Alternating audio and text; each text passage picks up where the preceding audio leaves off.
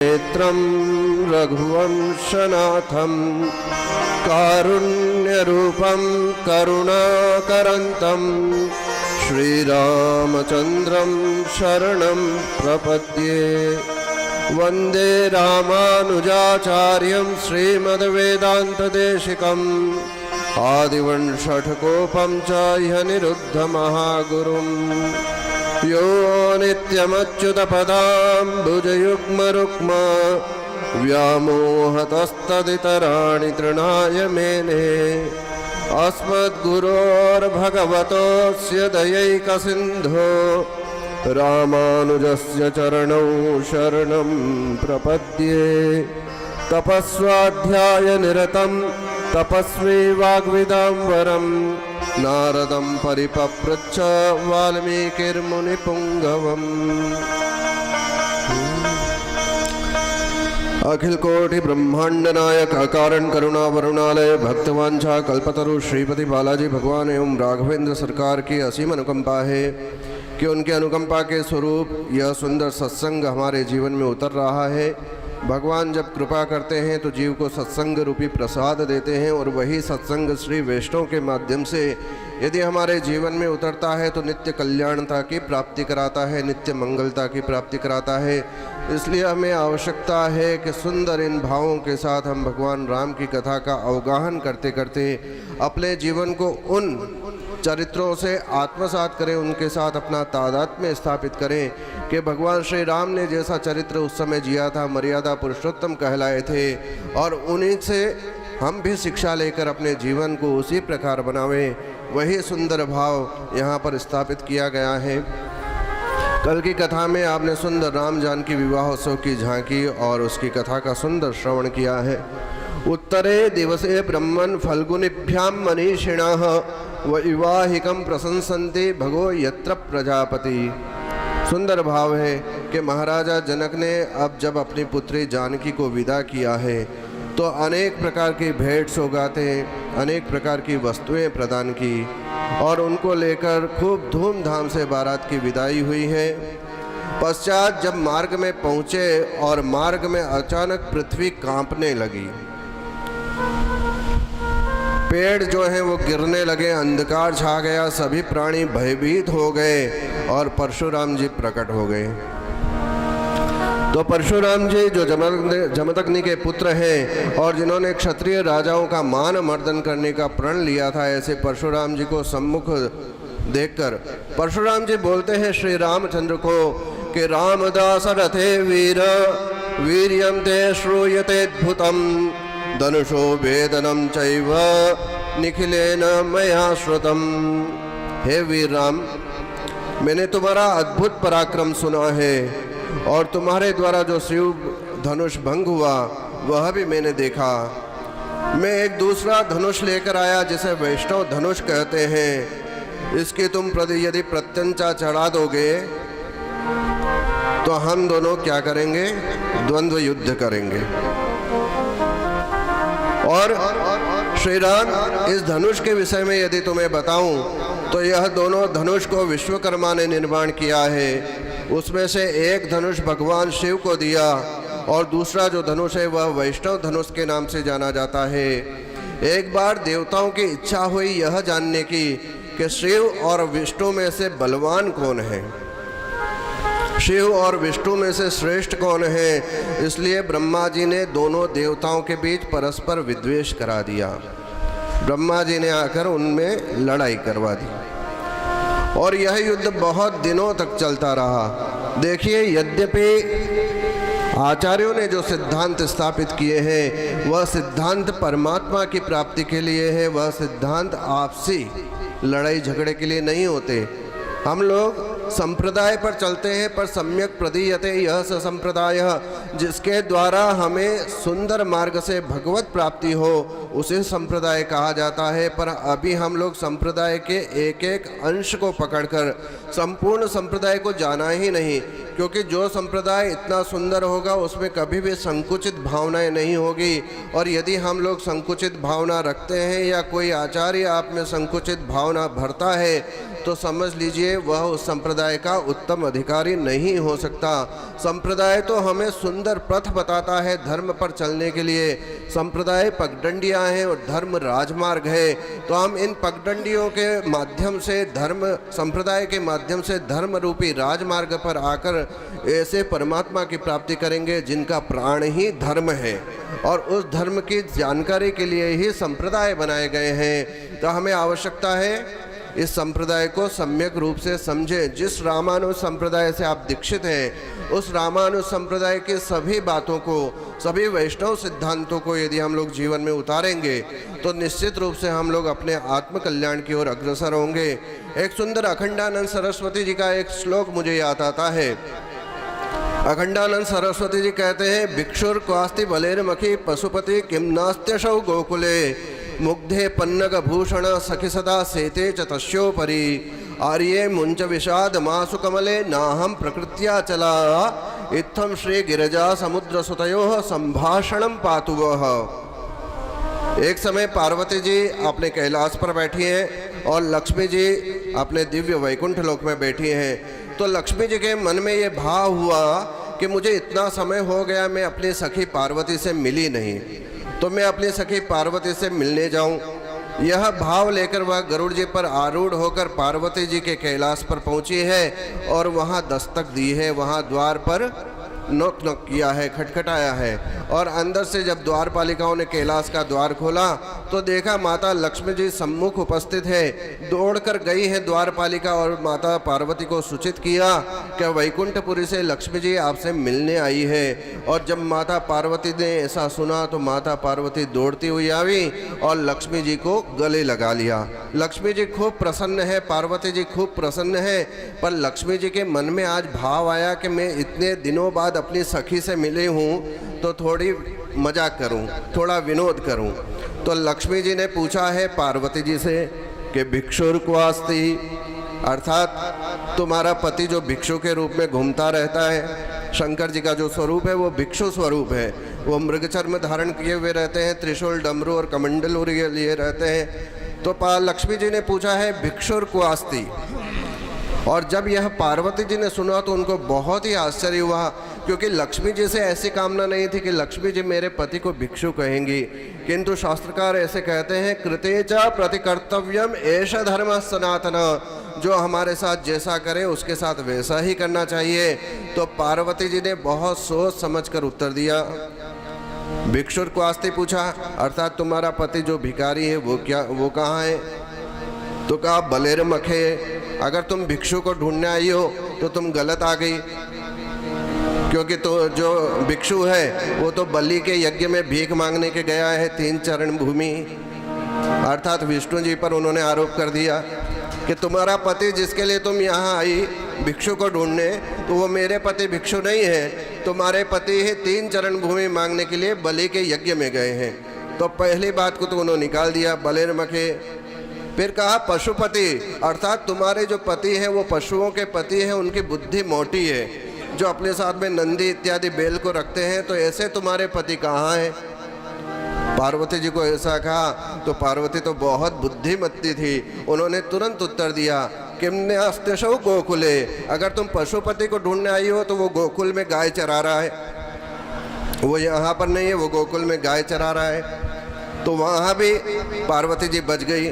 अब आगे पूछा है, मुग्धे पन्नग भूषण, हे मुग्धे तुम्हारा पति पन्नग भूषण, पन्नग बोलते हैं सर्प को, अर्थात तुम्हारा पति जो सांपों के आभूषण को धारण करता है, ऐसे सांपों के आभूषण को धारण करने वाला तुम्हारा पति कहाँ है? तो पार्वती जी बोलती है, सेते च तस्योपरि, अगर तुम उसको ढूंढने आई हो तो वो शेष सैया पर सोया है वैकुंठ में, तो तुम यहाँ गलत आ गई, क्योंकि उसके पास भी सांप है। फिर आगे पूछा है, मुग्धे पन्नग भूषण सखि सदा सेते च तस्योपरि, आर्ये मुंच विषाद मासु कमले नाहम प्रकृत्या चला। यहाँ पर कवि ने अपनी मर्यादा को भंग किया है। ये पद्य जो है वो किसी कवि ने बनाया है, अखंडानंद जी सरस्वती जी ने बनाया है, और वो कहते हैं आर्ये मुंच विषाद मासु। आर्य बोला है पार्वती जी को, लक्ष्मी जी बोल रही हैं, हे आर्ये मुंच विषाद मासु, तुम्हारा जो पति है वो विषाद रूप में है। वो पशुपति है, वो भिक्षु स्वरूप में है और वो पन्नग भूषण है। तो तुम्हारे पति विषाद रूप में है, तो भारत के पार्लियामेंट में ऐसा प्रावधान है कि जो पति तुमको पसंद ना आए उसको डिवोर्स दे दो, तो तुम तलाक दे सकती हो। आर्य मुंच विषाद आंसू, मुंच यानी छोड़ देना, आशु यानी तुरंत। तुम अपने पति को तुरंत छोड़ दो जो विषाद स्वरूप में है। तब पार्वती जी कितना अच्छी बात बोलती है कि न हम प्रकृत्या चला, कि हे लक्ष्मी मेरे पिता का नाम क्या है? हिमालय। पार्वती जी के पिता का नाम क्या है? हिमालय। और हिमालय का एक नाम है अचल, पर्वत का एक नाम होता है अचल।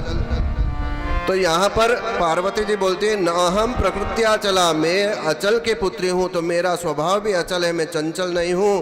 पर हे लक्ष्मी, तू आज धन्नालाल की जेब में, कल पन्नालाल की जेब में तू अलग अलग भटकती रहती है, तो तू कहीं नारायण को छोड़ मत देना। इत्थम श्री गिरिजा समुद्र सुतयो संभाषणम पातव। इस प्रकार जो गिरिजा और समुद्र सुत लक्ष्मी जी का जो संभाषण हुआ है वो हमारी रक्षा करे।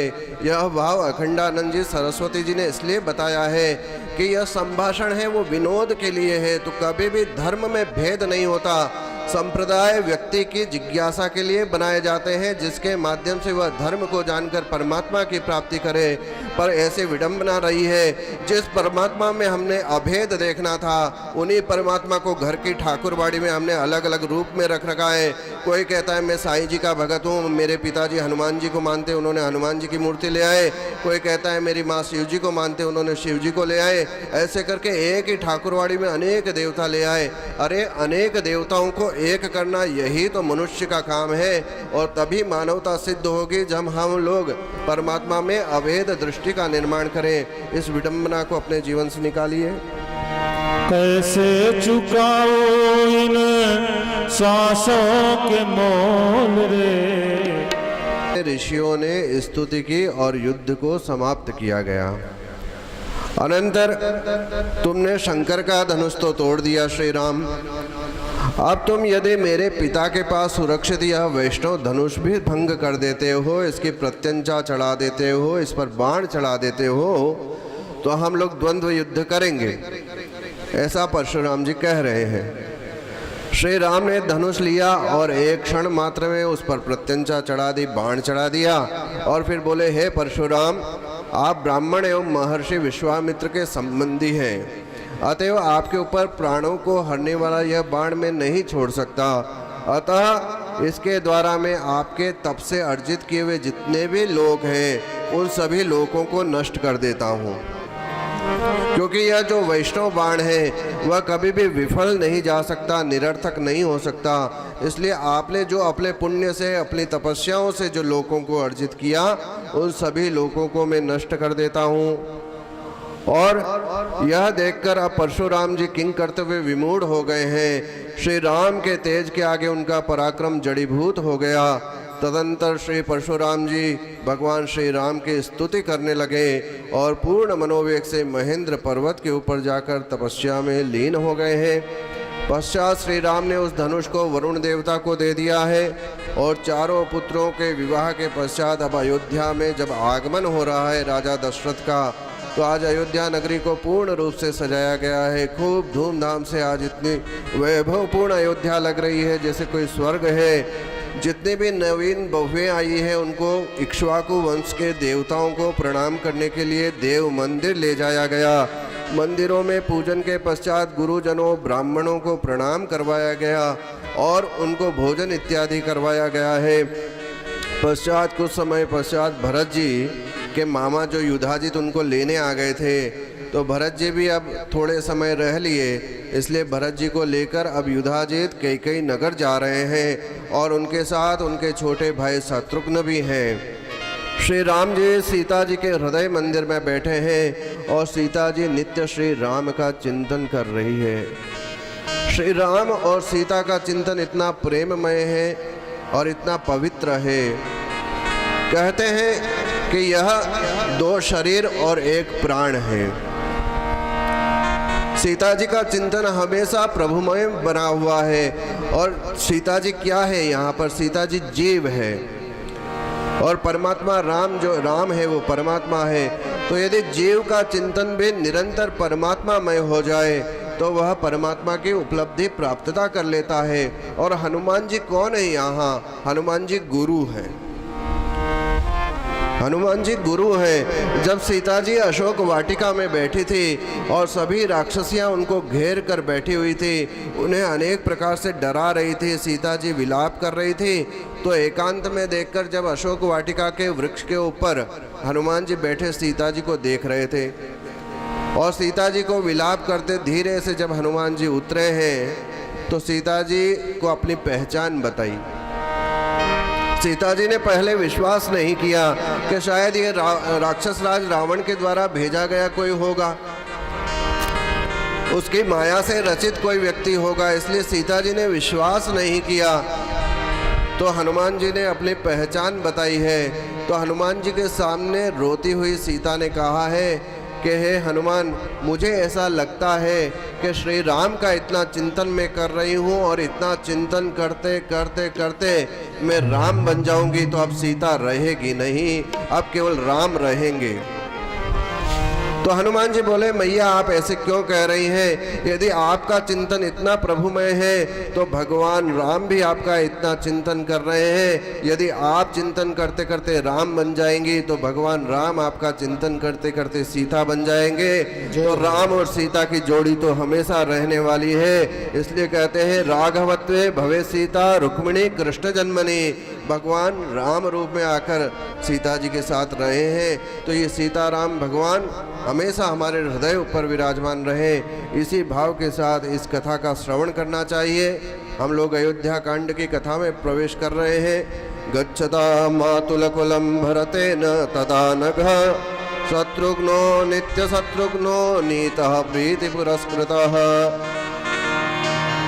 राजकुमार भरत शत्रुघ्न के साथ कैकेयी नरेश के यहाँ चले तो गए, पर अब उनको अपने पिता की याद आ रही है कि हमारे पिता वृद्ध दशरथ बहुत बूढ़े हो चुके हैं और हमारे पिता हम भाइयों को बहुत प्रेम करते हैं। तो हम दोनों भाई यहाँ आ गए हैं। अब पिताजी को कभी हमारी याद आई और हमें भी पिता की याद आ रही है, तो बहुत चिंतन करके भरत जी इत्यादि रोने लगे हैं। पर आगे कहते हैं कि महाराज दशरथ को अपने चारों पुत्र उसी प्रकार प्रिय थे जैसे अपने शरीर से निकली हुई चार भुजाएं किसी को प्रिय हो। कोई ऐसा कह सकता है कि मुझे ये भुजा प्रिय नहीं है? जैसे अपने शरीर के निकले हुए अंग सबको प्रिय होते हैं, वैसे ही दशरथ जी को अपने चारों पुत्र अत्यधिक प्रिय थे। फिर भी सवहि देवैरुदीर्णस्य रावणस्य वदार्थिभिः अर्थितो मानुषे लोके यज्ञे विष्णु सनातनः। गुणवान होने के कारण श्री राम समस्त प्राणियों के लिए ब्रह्मा जी के भांति पिता के लिए अधिक प्रीतिवर्धक हैं। राक्षस राज रावण का वध करने के लिए और देवताओं की प्रार्थना से प्रसन्न होकर सनातन भगवान विष्णु ही श्री राम के रूप में अवतीर्ण हुए हैं। उनके द्वारा माता कौशल्या का अत्यधिक शोभा हो रही है। कौशल्या शुशुभे तेन पुत्रेणामित तेजसा यथा वरेण देवानाम अदितिर्वज्रपाणिना। श्री राम सदा शांत चित्त हैं। भगवान श्री राम के गुण देखिए और कहते हैं न राम सदृशो राजा पृथिव्यां मूर्तिमान अभूत। भगवान राम जैसा राजा आज तक कोई हुआ नहीं। उन राम में क्या गुण थे? कहते हैं श्री राम सदा शांत चित्त हैं और मृदुभाषी हैं। यदि उनसे कोई कठोर बात भी कहे तो वह सदा प्रसन्न रहते हैं। हम लोगों का स्वभाव कैसा है? हम लोगों से यदि कोई कठोर वचन कहे तो हम लोग तुरंत, कोई एक बतावे तो हम दो बता देंगे। तो भगवान राम के सदृश, उनके गुणों के सदृश पहुंचने में काफ़ी समय लगेगा, क्योंकि भगवान राम का उदात्त चरित्र है। उनकी प्रशंसा तो शत्रु भी करते हैं, और जब शत्रु भी प्रशंसा करने लग जाए तो समझ लीजिए कि व्यक्ति में बहुत अधिक गुण है। रावण भी भगवान राम की प्रशंसा करता है। रावण के भाई विभीषण इसलिए तो इनके श्री राम के पास आ गए शरणागति लेने के लिए। तो ऐसा सुंदर भाव है। और यदि कोई एक बार भी कोई उपकार कर दे तो वे सदा उसके प्रति कृतज्ञ भाव रखते हैं। और वर्तमान में हमारे पास सबसे बड़ा दोष यही है कि हम लोग किसी के प्रति कृतज्ञता नहीं रखते। किसी ने आपके लिए कोई अच्छा काम किया हो तो उसको बार बार कृतज्ञता ज्ञापित करना चाहिए, उसके प्रति कृतज्ञ रहना चाहिए। पर हम तो अपने माता पिता के प्रति भी कृतज्ञ नहीं होते। हम लोग माता पिता को भी कहते हैं आपने हमें जन्म देने के सिवा किया क्या है, आपने केवल जन्म ही दिया है, उसके अतिरिक्त आपने क्या किया, क्योंकि हम में कृतज्ञता का अभाव है। और ये कृतज्ञता का पाठ यदि सीखना हो तो श्री राम के चरित्र से सीखना चाहिए। तो कृतज्ञ बनने की खूब आवश्यकता है। और यहाँ पर कहा है श्री राम बलवान होकर भी निरहंकार है। भगवान को किसी भी प्रकार का अहंकार नहीं है। यद्यपि छोटी सी वस्तु भी किसी को प्राप्त हो जाए तो वह इतना अहंकारी हो जाता है। भगवान राम के पास तो संपूर्ण अयोध्या का राज्य है, फिर भी निरहंकारी बनकर घूम रहे हैं। और ऐसा भगवान का स्वभाव देखकर सभी लोग आनंदित होते हैं कि इस राजा, ये जो राजकुमार है वह राजकुमार कितना निर्लेप है, उसमें बिल्कुल लेश मात्र भी अहंकार नहीं है। हम लोग अपनी वस्तु को इतना ममत्व देते हैं। मान लीजिए आप लोग भगवान के लिए कोई माला खरीद के ले गए, भगवान के लिए एक 10 रुपए की माला खरीदी, आज बर्थडे है, जन्मदिवस है, तो माला खरीद के ले गए और पुजारी जी को दी, और पुजारी जी ने उस माला को भगवान को धारण नहीं कराया, साइड में रख दिया। तो आप बाहर जाकर कहेंगे मैं पुजारी जी को माला दिया, पुजारी जी ने मेरी माला पहना ही नहीं। तो हमारा तो वस्तु में ममत्व रह गया। और जब तक वस्तु में ममत्व है तब तक परमात्मा नहीं मिलते।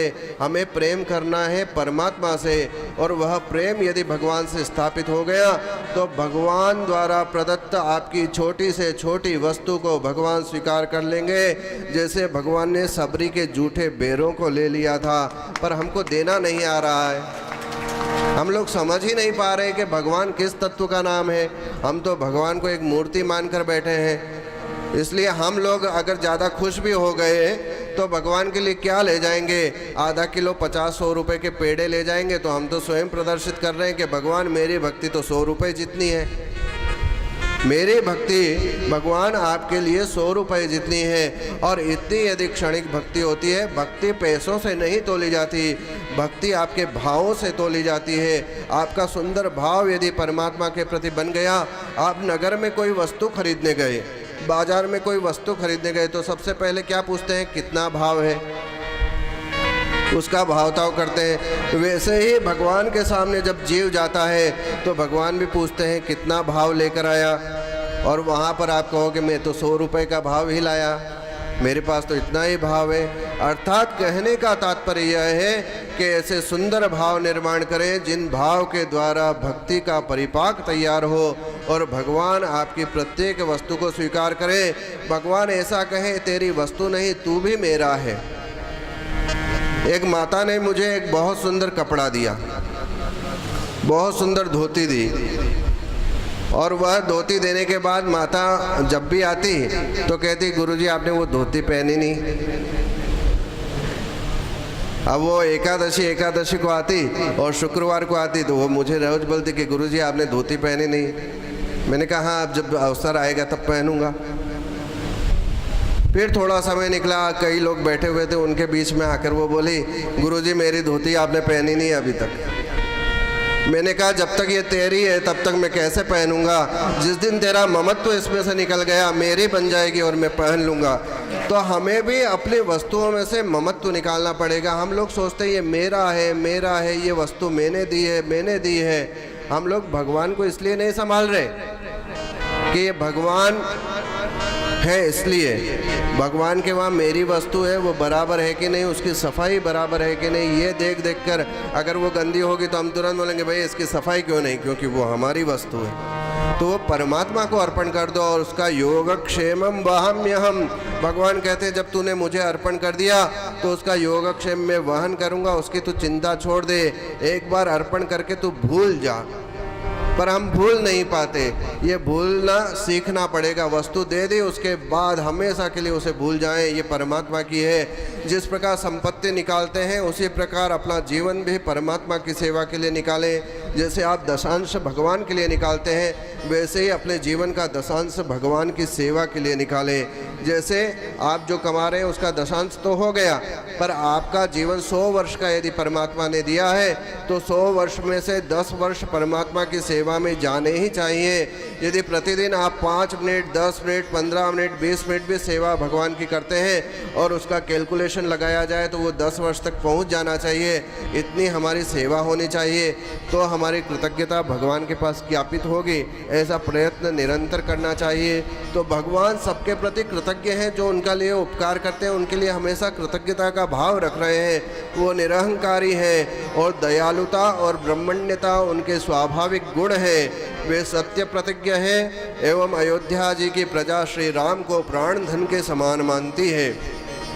वे शस्त्र क्रिया एवं शास्त्र दोनों में पारंगत हैं। अपने उदात्त, कल्याणकारी और अनुपमेय श्री राम के गुणों को देखकर आज महाराज दशरथ ने विचार बनाया कि मेरा जो ज्येष्ठ पुत्र है उसको मैं आज राज्याभिषेक करके उसको अयोध्या का युवराज बनाऊंगा।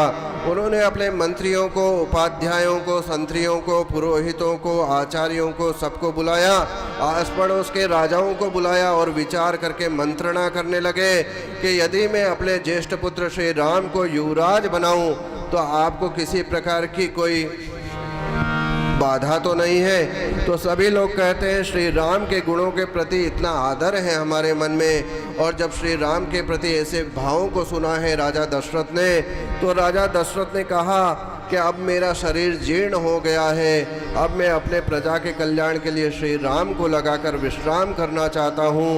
श्री राम को मैं अपना युवराज बनाना चाहता हूँ और मैं समझता हूँ कि वे आपके योग्य स्वामी बनेंगे। तम चंद्रमेव पुष्येण युक्तम धर्मवृतांबरम युवराज्ये नियोक्तास्मि प्रातः पुरुष पुंगवम। कल प्रातः काल पुष्य नक्षत्र के अंदर युवराज नियुक्त करूंगा। इच्छा मोहि महाबाहुम रघुवीरम महाबलम गजेन महंदायांतम रामम छत्रावृताननम।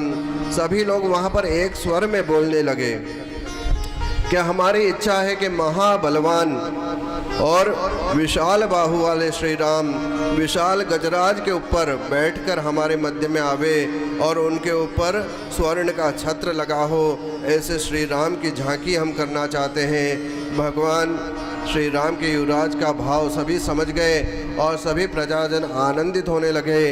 इसके पश्चात महाराज दशरथ ने सभी के समक्ष श्री वशिष्ठ जी और वामदेव प्रभृति जितने भी ब्राह्मण हैं उनको कहा है कि कल चैत्र का महीना है, अतएव श्री राम के युवराज्य की तैयारी प्रारंभ की जाए।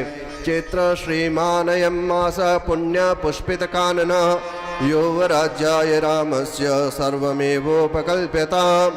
तो चैत्र के सुंदर महीने में आज राज्याभिषेक की तैयारी हो रही है और महाराज की आज्ञा पाकर सुमंत्र जी श्री राम को रथ पर बैठाकर लाने के लिए गए हैं।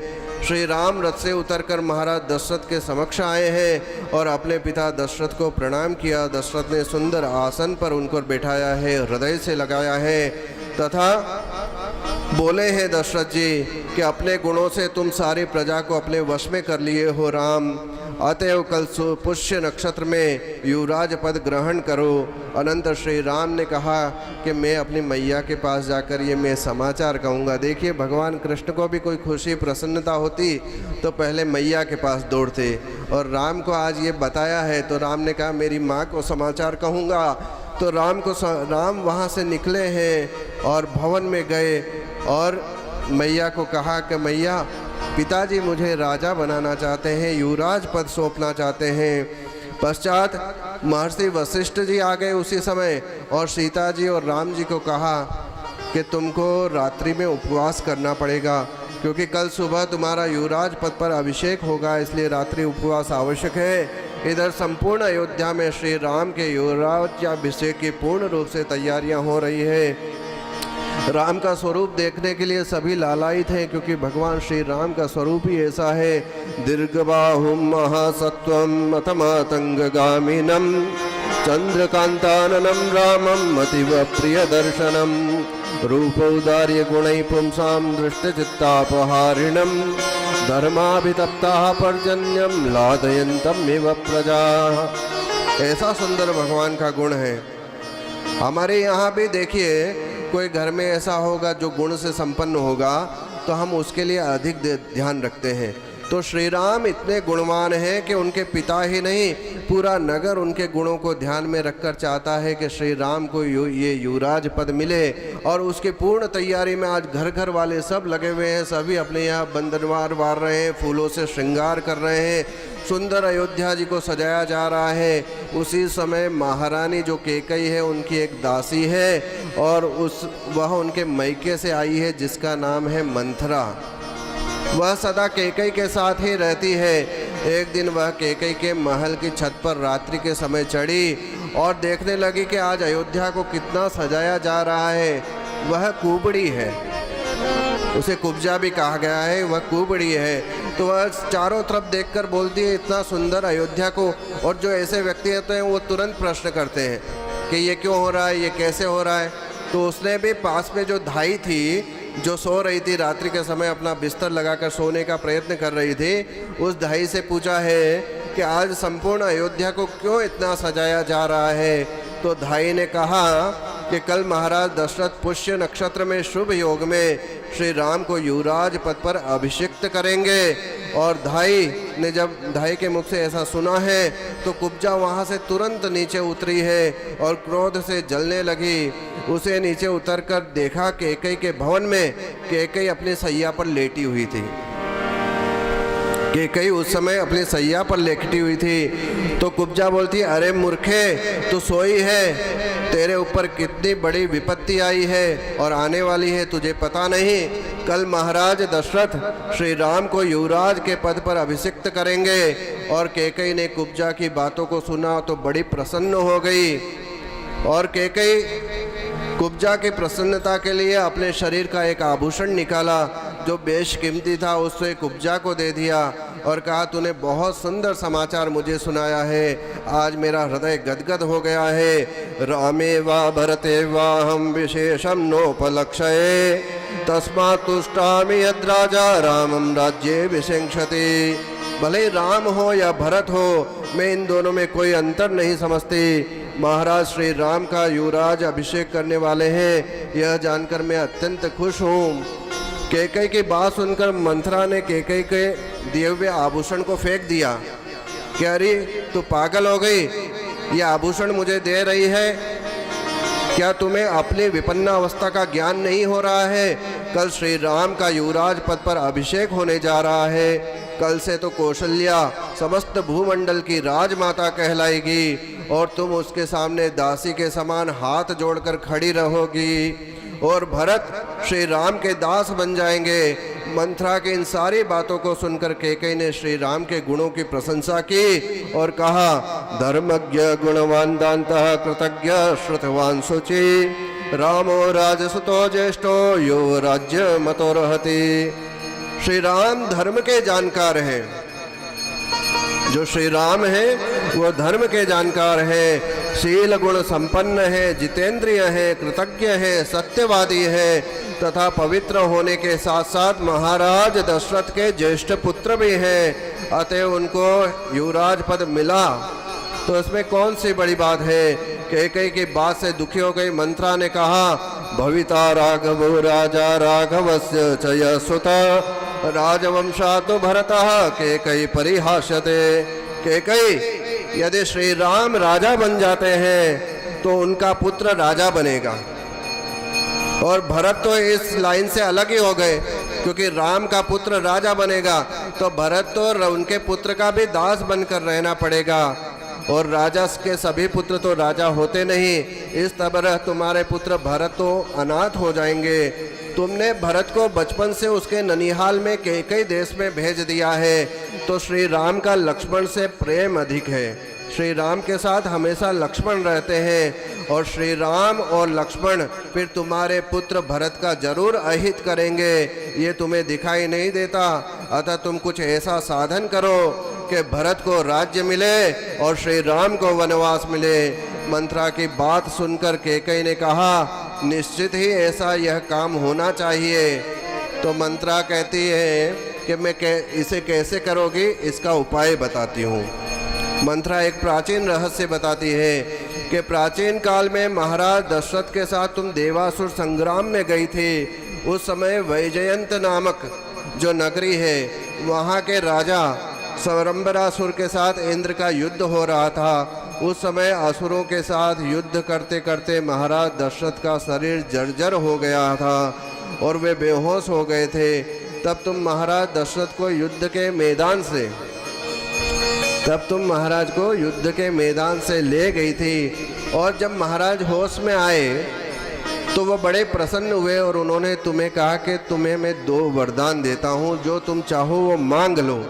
पर उस समय तुमने कहा कि मुझे अभी इन वरदान की आवश्यकता नहीं है। ऐसा करके वो समय तो निकल गया, पर तुमसे मुझे अधिक प्रेम है, इसलिए मैंने वो बात याद रखी है। आज अवसर है और इस अवसर पर तुम महाराज के पास जाकर तुम्हारे जो पुराने वरदान हैं उनको मांग लो, जिसमें पहले में भरत का युवराज पद मांगो और दूसरा वरदान श्री राम का 14 वर्ष का वनवास मांग लो। मंत्रा से प्रसन्न होकर कैकेयी ने अपनी ओर से उसकी बुद्धि की तारीफ की कि ए मंत्रा, तो यद्यपि कुबड़ी है, तो छोटी सी है, पर तेरी बुद्धि तो कितनी विशाल है।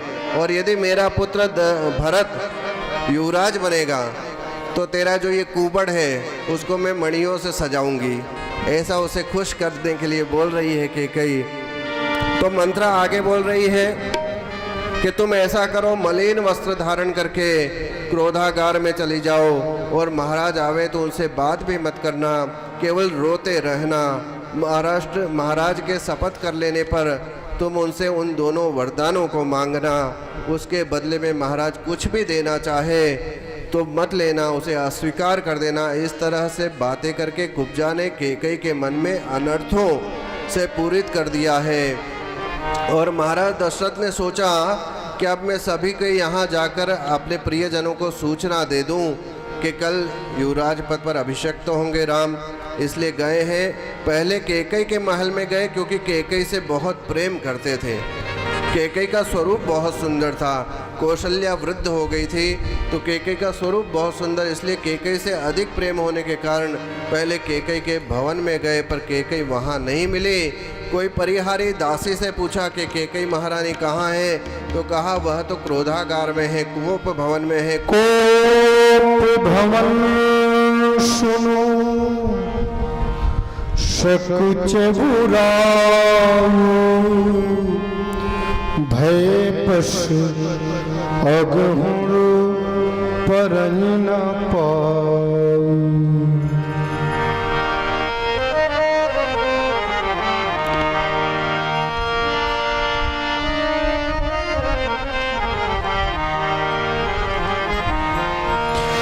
सभे नरेश प्रिया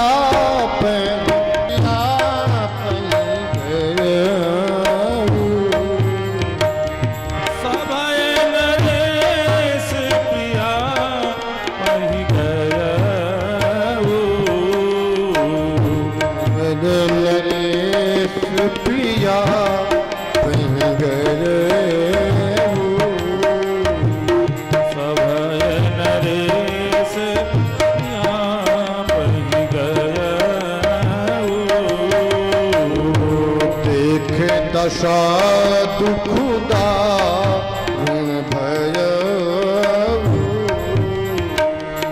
देखी दशा दुखदा भय। भूमि शयन पद मोटे पुराना, दिए दारी धन भूषण कसी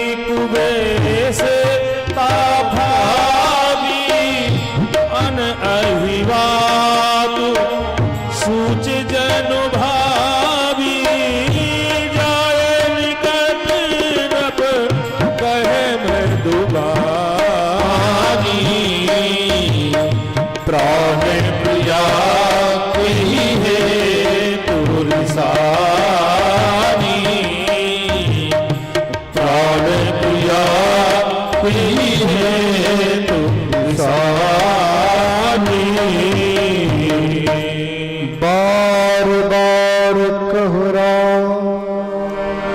सुमुख सुलोचनी पिकी बचल कारण मोहि सुनाऊ गज गाई निज को कर।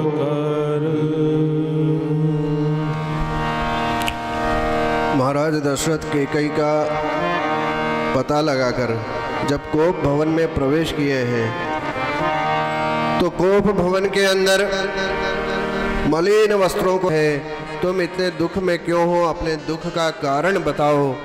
तो महाराज को पूर्णतया अपने वश में जानकर महारानी कैकई ने कहा, स्त्रियों के पास ऐसा हथियार है कि वह रोने लगे तो पुरुष पिघल जाता है। तो कैकई ने आज वही हथियार यहाँ प्रयुक्त किया कि वह रोने लगी, और जब वह रोने लगी तो महाराज दशरथ पूछ रहे तुम्हें क्या कष्ट है। ऐसा पूछा तो अपने को वश में जानकर, दशरथ को वश में जानकर कैकई बोलने लगी कि महाराज मेरा एक मनोरथ है, मैं आपके द्वारा उस मनोरथ की पूर्ति चाहती हूँ। यदि आप मेरा मनोरथ पूर्ण करना चाहते हैं तो पहले प्रतिज्ञा करें, पश्चात में आपको अपना मनोरथ बताऊंगी। महाराज दशरथ जी बोले कि जो मेरे प्राणों के द्वारा आराधनीय है, जिसको कोई भी जीत नहीं सकता है, उन प्रमुख वीर श्री राम की शपथ खाकर मैं कहता हूँ कि तुम्हारी जो भी कामना होगी उसे मैं पूरा करूँगा। पश्चात महारानी कैकई प्रसन्न होकर बोली कि मैं यही चाहती हूँ कि राम प्रव्रजनम दूरम नववर्षाणि पंच च भरत क्रियताम राजा पृथिव्याम पार्थिवर्षभ।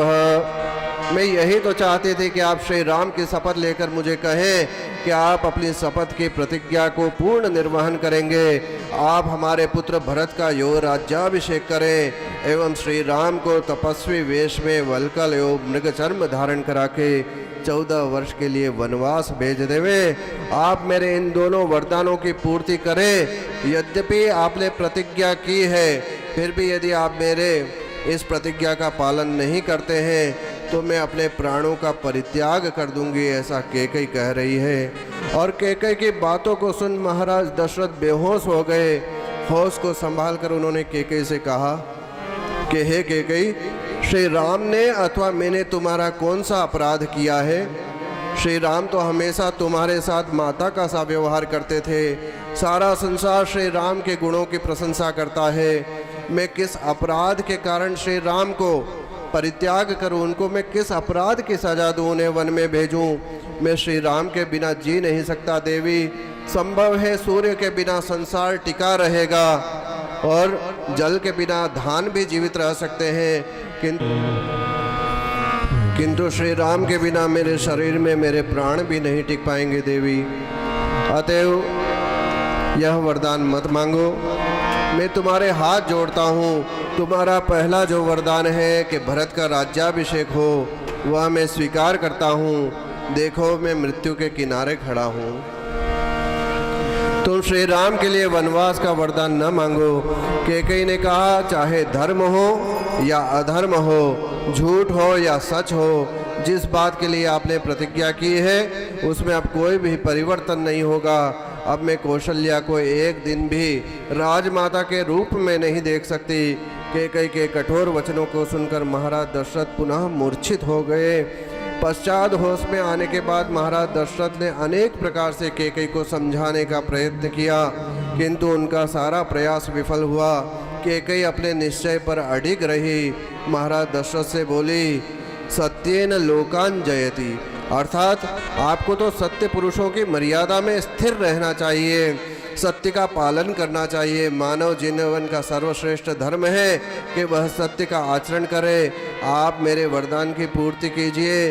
कैकई की कटुक्तियों को सुनकर महाराज दशरथ बोले, यस्ते मंत्र कृते पाणे रग्नौ पापे मया धृतः संत्यजामि स्वयं चैव तव पुत्रं सह त्वया। यदि तुम्हारा पुत्र भरत भी तुम्हारे साथ इस कार्य में सम्मिलित है, तुम्हारा अग्नि के समक्ष वेद मंत्रों के साथ मैंने तुम्हारा वरण किया था, पर आज तुम्हारे और तुम्हारे पुत्र का मैं परित्याग कर रहा हूँ। उधर महर्षि वशिष्ठ जी आ गए अयोध्या जी में और अपने साथ सभी ब्राह्मणों को लेकर आए हैं। अभिषेक की संपूर्ण तैयारी हो गई। तो कहते हैं सुमंत्र जी से, जाओ तुम महाराज दशरथ को बता दो कि अभिषेक की संपूर्ण तैयारी हो गई है। और सुमंत्र जी गए हैं, महाराज दशरथ को ढूंढ रहे हैं। कैकेयी भवन में प्रवेश किया, महाराज दशरथ पर धरा पर लेटे हुए हैं और उनकी दशा जो स्वरूप है वो देखकर वह घबरा गए। पीछे जय सुमंत्र दीख कस राजा, अमीय रहित जन चंद्र विराज। पीछे हट गए हैं। कैकेयी ने सुमंत्र जी से कहा कि महाराज रात भर सोए नहीं। अब कैकेयी जी क्या बोल रही है सुमंत्र जी से? जब महाराज की ऐसी दशा देखी सुमंत्र ने तो उनसे रहा नहीं गया। तो कैकेयी बोलती है, महाराज रात भर सोए नहीं, इसलिए अभी सो रहे हैं। अतः आप ऐसा करो, शीघ्र जाओ और राम को लेकर आओ, श्री राम को यहाँ पर ले आओ। सुमंत्र जी ने कहा, मैं महाराज की आज्ञा के बिना नहीं जा सकता। तो महाराज दशरथ धीरे से अपनी दीन वाणी में बोले, मैं मेरे बेटे श्री राम को देखना चाहता हूँ। इसके बाद सुमंत्र जी वहाँ से राम जी को लेने के लिए चल पड़े। श्री राम जी के भवन में आकर सुमंत्र जी ने जानकी जी के समक्ष श्री राम जी से कहा कि आपके पिता महाराज दशरथ कैकेयी के साथ आपको देखना चाहते हैं, अतएव आप शीघ्र वहाँ पधारें। पति सम्मानिता सीता भर्तारम सितेक्षणा, आद्वारमनुव्राज मंगलान्य विदध्युषे। पति श्री राम के द्वारा सम्मानित होकर सुंदर नेत्रों वाली सीता भगवान श्री राम का मंगल मनाती हुई उनको द्वार तक छोड़ने आई और कहती, आप शीघ्र आना। सीता जी की अनुमति लेकर श्री राम बाहर आए तो द्वार पर लक्ष्मण जी हाथ जोड़कर खड़े थे कि महाराज मैं तो आपके साथ ही हूँ। तो लक्ष्मण जी भगवान श्री राम के साथ निकले हैं। आगे सुमंत्र जी हैं, रथारूढ़ होकर उनको कैकेयी के भवन की तरफ लेकर आए हैं। और राम लक्ष्मण पिताजी के भवन में आए तो मार्ग में सौभाग्यवती स्त्रियां उनके ऊपर सुंदर फूलों की वर्षा कर रही है, उनकी स्तुतियां कर रही है, क्योंकि आज तो राम राजकुमार हो गए हैं, उनका राजा के पद पर अभिषिक्त होना तय हो गया है। पर किसी को अभी पता नहीं है कि जिस राम की युवराज पद की तैयारी हो रही है वही राम अभी वनवास के लिए जाएंगे। उस समय श्री राम को एक बार कोई देख लेता था तो उसे अपनी दृष्टि नहीं हटा पाता, ऐसा उनका सौंदर्य था। यश्च रामम न पश्येतु यं च रामो न पश्यति, निंदितः सर्वलोकेषु स्वात्माप्येनं विगरहते। भगवान राम का ऐसा अतुलनीय सौंदर्य कि लोग ऐसा कहते हैं कि उस समय जिसने श्री राम को नहीं देखा और जो भगवान राम ने जिसको नहीं देखा वो अपने जीवन को धिक्कारने लगता है, निंदा का पात्र मानता है। उसकी आत्मा भी उसको निंदित बना देती है कि तूने जन्म व्यर्थ लिया क्योंकि भगवान राम के दर्शन तुझे नहीं हुए। और उस समय श्री राम की ऐसी शोभा है। वही राम अब आए हैं और दशरथ जी कैकेयी माता के द्वार पर और दर्शन के लिए अंदर जब पधारे तो महाराज की ऐसी दशा देखकर मन में कुछ व्याकुल तो हुए, पर जाकर पैरों में गिर पड़े और प्रणाम करने लगे। पश्चात माता कैकेयी को प्रणाम किया और माता कैकेयी से कहते हैं, मैया मेरे पिता का कोई अपराध कर दिया कि पिता मुझसे आज क्यों नहीं बोल रहे, मुझे आशीर्वाद भी नहीं दे रहे हैं। अगर मुझसे कोई गलती हो तो मैया आप मेरे पिता को मनाओ कि मेरे अपराध को क्षमा कर देवे।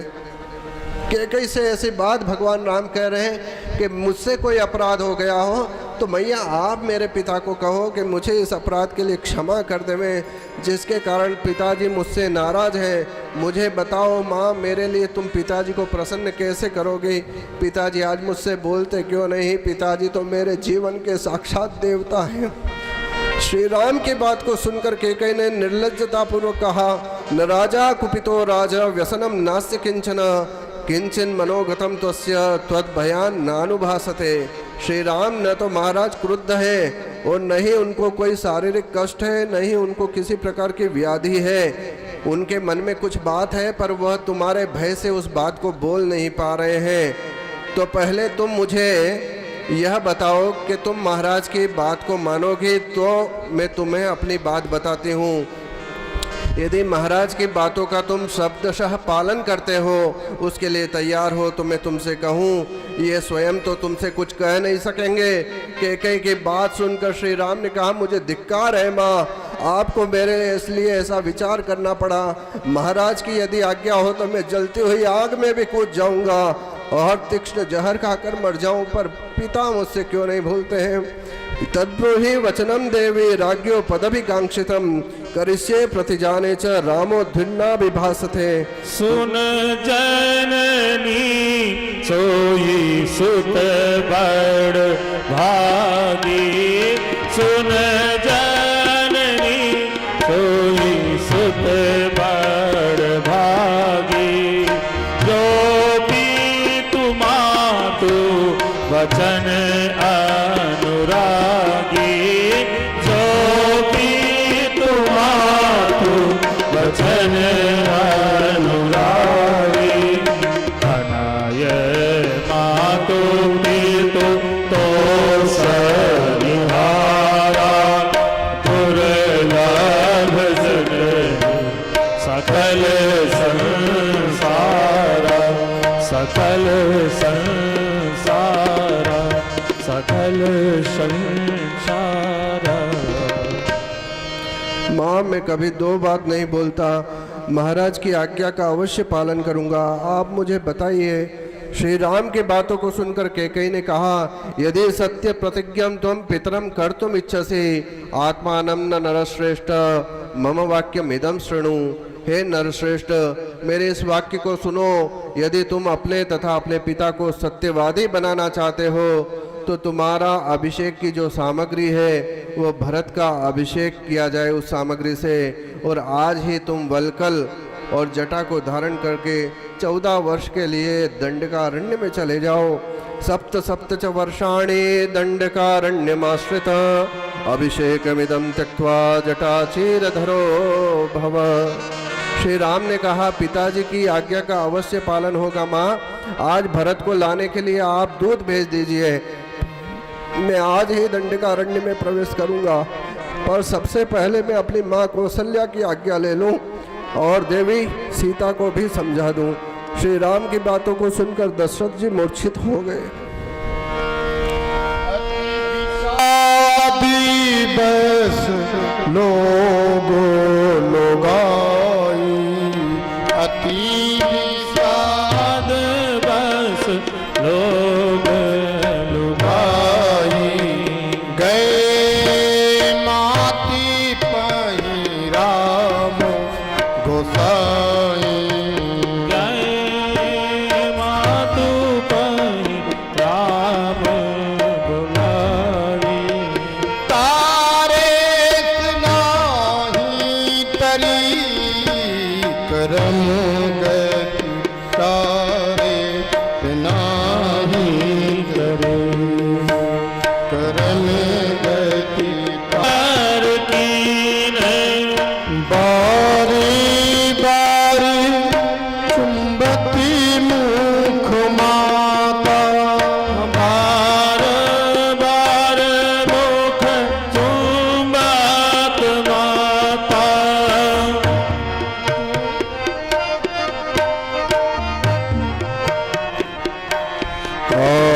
सुंदर सदर बदनु निहारी, गद गद बचन कहत महतारी, रघु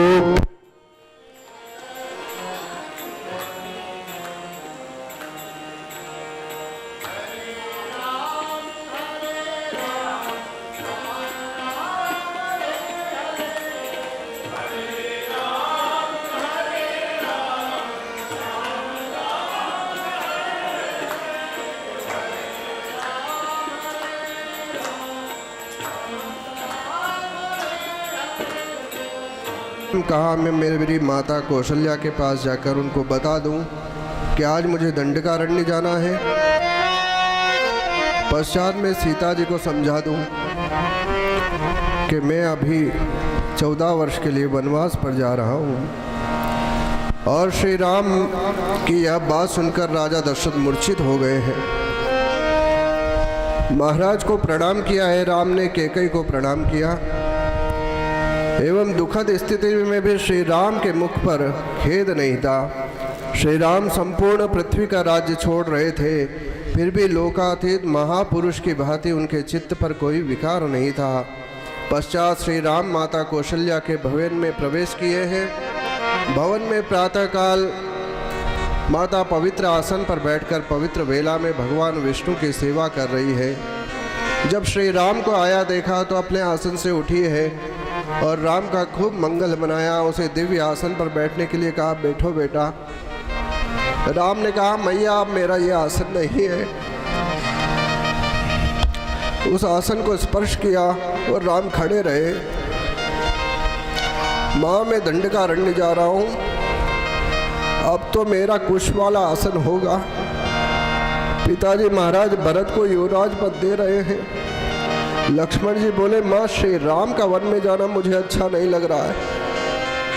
हे श्री राम, मैं शपथ लेकर कहता हूँ कि आपके श्री चरणों में मेरा सच्चा अनुराग है। मैं अपनी शक्ति से आपका सारा कष्ट दूर कर दूंगा। श्री राम के लिए मैं कुछ भी कर सकता हूँ। कौशल्या माता बोली, श्री राम जिस तरह गौरव के कारण महाराज तुम्हारे पूज्य हैं, उसी प्रकार मैं भी तो तुम्हारी पूज्या हूँ। मैं तुम्हें आज्ञा देती हूँ कि तुम्हें यहाँ से वन नहीं जाना चाहिए। तुम्हारे बिना मैं जीऊंगी कैसे बेटा? तो श्री राम बोलते हैं, माँ, पिताजी की आज्ञा का उल्लंघन करने की हिम्मत मुझ में नहीं है। पिता की आज्ञा का पालन करने वाला कभी धर्म भ्रष्ट नहीं होता। अब मैं आपको प्रणाम करता हूँ, मुझे आज्ञा दीजिए। श्री राम के वचन को सुनकर माता माता कौशल्या विलाप करने लगी।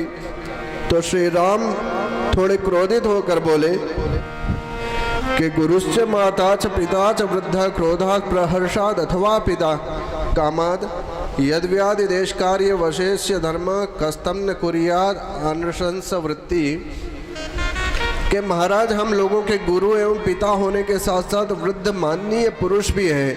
वे यदि क्रोध में, हर्ष में अथवा स्वार्थ में भी प्रेरित होकर कोई आज्ञा दे दे तो हमें उसका पालन करना चाहिए। माँ, ऐसा कौन सा हतभागे पुत्र होगा जो अपने पिता की आज्ञा को नहीं मानेगा, धर्म का पालन नहीं करेगा।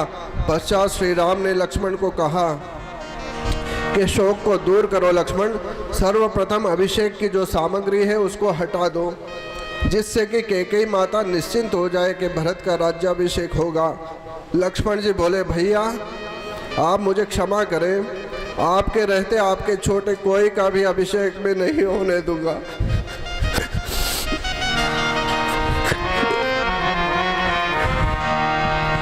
इसे मैं सहन नहीं कर सकता हूँ।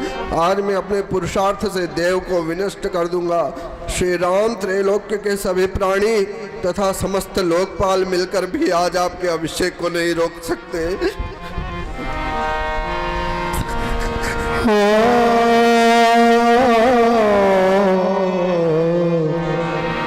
विधना तूने कैसे खेल रच दिया, ए विधना तूने कैसे खेल रच दिया, ए विधना तूने कैसे खेल रच दिया, ए विधना तूने कैसा खेल रच दिया, ए विधना तूने कैसा खेल रच दिया। महलों में रहने वालों को ये बन क्यों दिया, महलों में रह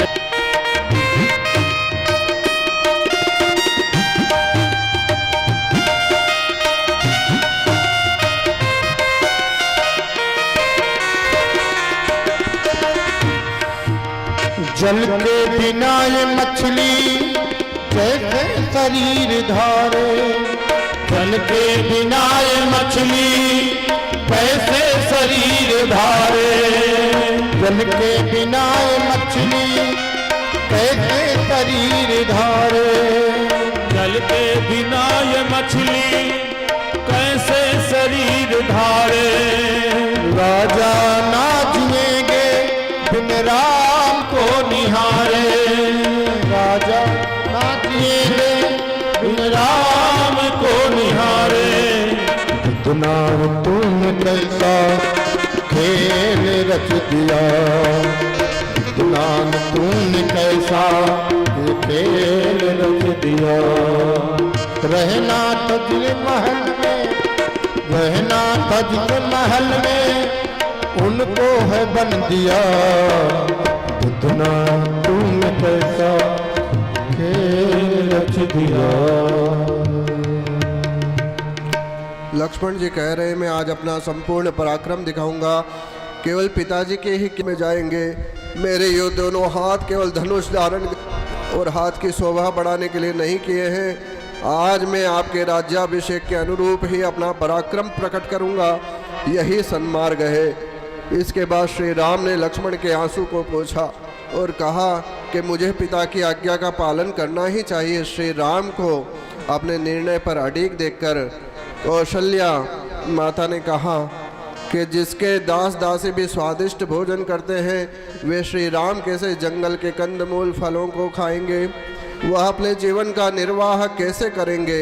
हे राम, यदि तुम वन जाना चाहते हो तो मुझे भी साथ में ले चलो। यस्य भृत्यास्य दासास्य मृष्टान्यन्यानि भुंजते कथम वा भुक्ष से रामो वने मूल फलान्ययम। माता कौशल्या को समझाते हुए श्री राम ने कहा कि माँ, मैं वन में चला जाऊंगा। ऐसी स्थिति में आपसे भी परित्यक्त होकर महाराज दशरथ जीवित कैसे रहेंगे। मेरे पिता को मेरे अभाव में उनकी सेवा करना आपका सबसे बड़ा धर्म है। मेरे वन जाने के बाद आप सावधानी से मेरे पिता महाराज दशरथ की सेवा करना। उन्हें किंचित मात्र भी मेरी अनुपस्थिति का भास न हो। पति की सेवा करना ही पति के लिए सबसे बड़ा धर्म है। श्री राम की बातों को सुनकर माता कौशल्या ने कहा कि पुत्र, तुमको वन जाने से मैं रोक नहीं सकती हूँ। तुम निश्चिंत होकर वन में जाओ। तुम्हारा सदा मंगल हो। वन मार्ग तुम्हारे लिए सुगम बने। आगमास्ते शिवा संतु सिद्ध्यंतु च पराक्रमा सर्वसंपत्तयो राम स्वस्तिमान गच्छ पुत्र का। तुम्हारा जो मार्ग है वो कल्याणकारी बने। तुम्हारा पराक्रम तुम्हें सिद्धि की प्राप्ति कराए। इसलिए माता कौशल्या कितने प्रकार से मंगल बना रही है। यन्मंगलम सहस्राक्षे सर्वदेव नमस्कृते वृत्रनाशे समभवत् तत्ते भवतु मंगलम। जब वृत्रासुर का नाश किया था इंद्र ने और देवताओं ने प्रसन्न होकर इंद्र के लिए जो मंगलता प्रदान की थी वही मंगलता आज एक माँ अपने पुत्र को देना चाहती है। यन्मंगलम सुपर्णस्य विनता कल्पयत्पुरा अमृतम पार्थमानस्य तत्ते भवतु मंगलम। सुपर्ण अर्थात गरुड़ जी को जो मंगलता विनता ने दी थी जब उन्होंने मंदराचल पर्वत को अपनी पीठ पर उठाया था और अपने पराक्रम को प्रदर्शित किया था, वही मंगल में राम आप तुमको देना चाहती हूँ। अमृतोत्पादने दैत्यान घृतो वज्रधरस्य यत् अदिति मंगलम प्रादात् तत्ते भवतु मंगलम। अमृतोत्पादन में दैत्यों का संहार करके इंद्र ने जब स्वर्ग की प्राप्ति की और माता अदिति को प्रसन्न किया तो माता अदिति ने जो प्रसन्नता इंद्र के प्रति व्यक्त की थी वही मंगलता मैं तुमको देना चाहती हूँ। त्रिविक्रमान प्रक्रमतो विष्णुरतुल तेजसः यदासिन मंगलम राम तत्ते भवतु मंगलम। त्रिविक्रमा अवतार में आपने अत्यंत पराक्रम दिखाकर तीनों पैरों से भूमि को नाप लिया था और तब ही सभी देवताओं ने आपको जो स्तुति की मंगलता दी वही मंगल में श्री राम को देना चाहती हूँ। ऋषिया सागरा द्वीपा वेदा लोका दिशश्चते मंगलानि महाबाहो दिशंतु शुभ मंगलम। सभी ऋषि मुनि सभी सागर द्वीप वेद लोक और दिशाएं तुम्हारा मंगल करे। श्री राम तुम वन को प्रस्थान करो। इस तरह विस्तार से श्री राम का मंगल गान किया। पश्चात श्री राम ने माता कौशल्या को प्रणाम किया और वे सीता के भवन की तरफ प्रस्थान किए। सीता जी के भवन में श्री राम के आगमन की प्रतीक्षा कर रही थी द्वार पर सीता, और श्री राम को आते देखकर सीता जी ने आसन से उठकर खड़ी हो गई और श्री राम को देखकर व्याकुल हो गई। बस सीता जी का रूप देखकर भगवान राम भी अपने वेग को संभाल नहीं पाए और रोने लग गए और उनका शोक प्रकट हो गया। श्री राम बोले कि सीते, पिताजी ने मुझे वन भेज रहे हैं, संपूर्ण वृत्तांत सुना दिया, अतः मैं तुम्हें जाते समय देखने आया हूँ। पिताजी की आज्ञा का पालन करना, और आज मैं जब वन में चला जाऊंगा तो तुम सदा धैर्य धारण करके रहना। मेरी माताओं को सदा सावधानी से उनकी सेवा करना। जब यहाँ के राजा भरत होंगे तो उनकी आज्ञा का पालन करना, उनके सम्मान में रहना। श्री राम की बातों को सुनकर सीता जी ने कहा कि हे स्वामिन, पिता, माता, भाई, पुत्र तथा पुत्रवधू, ये सबके सब अपने पुण्यार्जित कर्मों के अनुसार सुख दुख भोगते हैं और अपना जीवन बिताते हैं। केवल पत्नी अपने पति के भाग्य का अनुसरण करती है। अतएव आपके साथ मुझे भी वन में रहने की आज्ञा मिल चुकी है। यदि आप आज ही वन में जा रहे हैं तो मैं भी तैयार हूँ। यदि त्वं प्रस्थितो दुर्गम वद मध्येव राघव अग्रतस्ते गमिष्यामि मृदनन्ति कुशकंटकान। और आपको मैं बिल्कुल दुख नहीं दूंगी। आपके आगे आगे चलकर मैं जितने भी आपके चरण के आगे कांटे हैं उन सबको बिन लूंगी। मृदनन्ति कुशकंटकान अनुशिष्टामि मात्रा च पित्रा च विविधाश्रयम नास्मि संप्रति वक्तव्या वर्तितव्यम यथा मया। अतएव आप मुझे अपने साथ वन में अवश्य ले चले। प्रत्येक अवस्था में पति के चरणों की छाया में स्त्री का रहना होना चाहिए। किसके साथ मुझे कैसा व्यवहार करना चाहिए, इसकी शिक्षा मुझे मेरे माता पिता ने खूब दी है। फलमूलाशना नित्यं भविष्यामि न संशयः न ते दुःखं करिष्यामि निवसन्ति सदा त्वया। वन में आपके साथ अवश्य चलूँगी और वहाँ आपको कभी दुखी नहीं करूँगी। आप मुझ पर कृपा करें। जिस श्री राम सीता जी को उनके साथ नहीं ले जाना चाहते थे, अतः वन में होने वाले कष्टों का श्री राम बोलने लगे कि वन में कैसे कैसे कष्ट होंगे। सीते विमुच्यता मेषा वनवास कृता मति बहुदोषम ही कांतारम वनमित्यभिधीयते। हे सीते, तुम वन में चलने का विचार छोड़ दो। वन में अनेक प्रकार के दोषों से व्याप्त होता है। वन में सदा दुख ही प्राप्त होता है। जंगली जीवों का भय बना रहता है। कई बार तो पीने को पानी भी नहीं मिलता। पत्तों की सैया पर सोना पड़ता है। आए हुए अतिथियों का सत्कार करना पड़ता है और जो आहार मिले उसे खाकर संतोष में रहना पड़ता है। अतएव वन में कष्ट ही कष्ट मिलता है। श्री राम की बातों को सुनकर सीता जी की आंखों से आंसू आ गए और वे बोली, ये त्वया कीर्तिता दोषा वने वस्तव्यतां प्रति गुणा नित्येव तान् विद्धि तव स्नेह पुरस्कृता। आपने वन में निवास करने के लिए जिन जिन दोषों को बताया है, वही दोष जब मैं आपके साथ रहूंगी तो गुण बन जाएंगे। इसलिए आप के पवित्र हाथों से जो भी भोजन मिलेगा वो मैं खा लूँगी। भले ही पत्ता होगा, पुष्प होगा, थोड़ा होगा, ज़्यादा होगा, जो भी आप देंगे। पत्रम मूलम फलम यत्तु अल्पम वा यदि वा बहु दास्य से स्वयं आहृत्य तन्मे अमृत रसोपमम। वह मेरे लिए अमृत के समान होगा। पर मैं आपके साथ चलना चाहती हूँ। मेरे पिता के घर पे ब्राह्मणों ने भविष्यवाणी की थी कि मेरा वन में निवास होगा। यस्त्वया स स्वर्गो निरयो यस्त्वया भिना इति जानन पराम प्रीतिम गच्छ राम मया सह। आपके साथ वनगमन में मेरा परलोक भी बनेगा और इस लोक में आपका संयोग भी मुझे मिलेगा। इतना कहकर श्री जानकी जी रुदन करने लगी।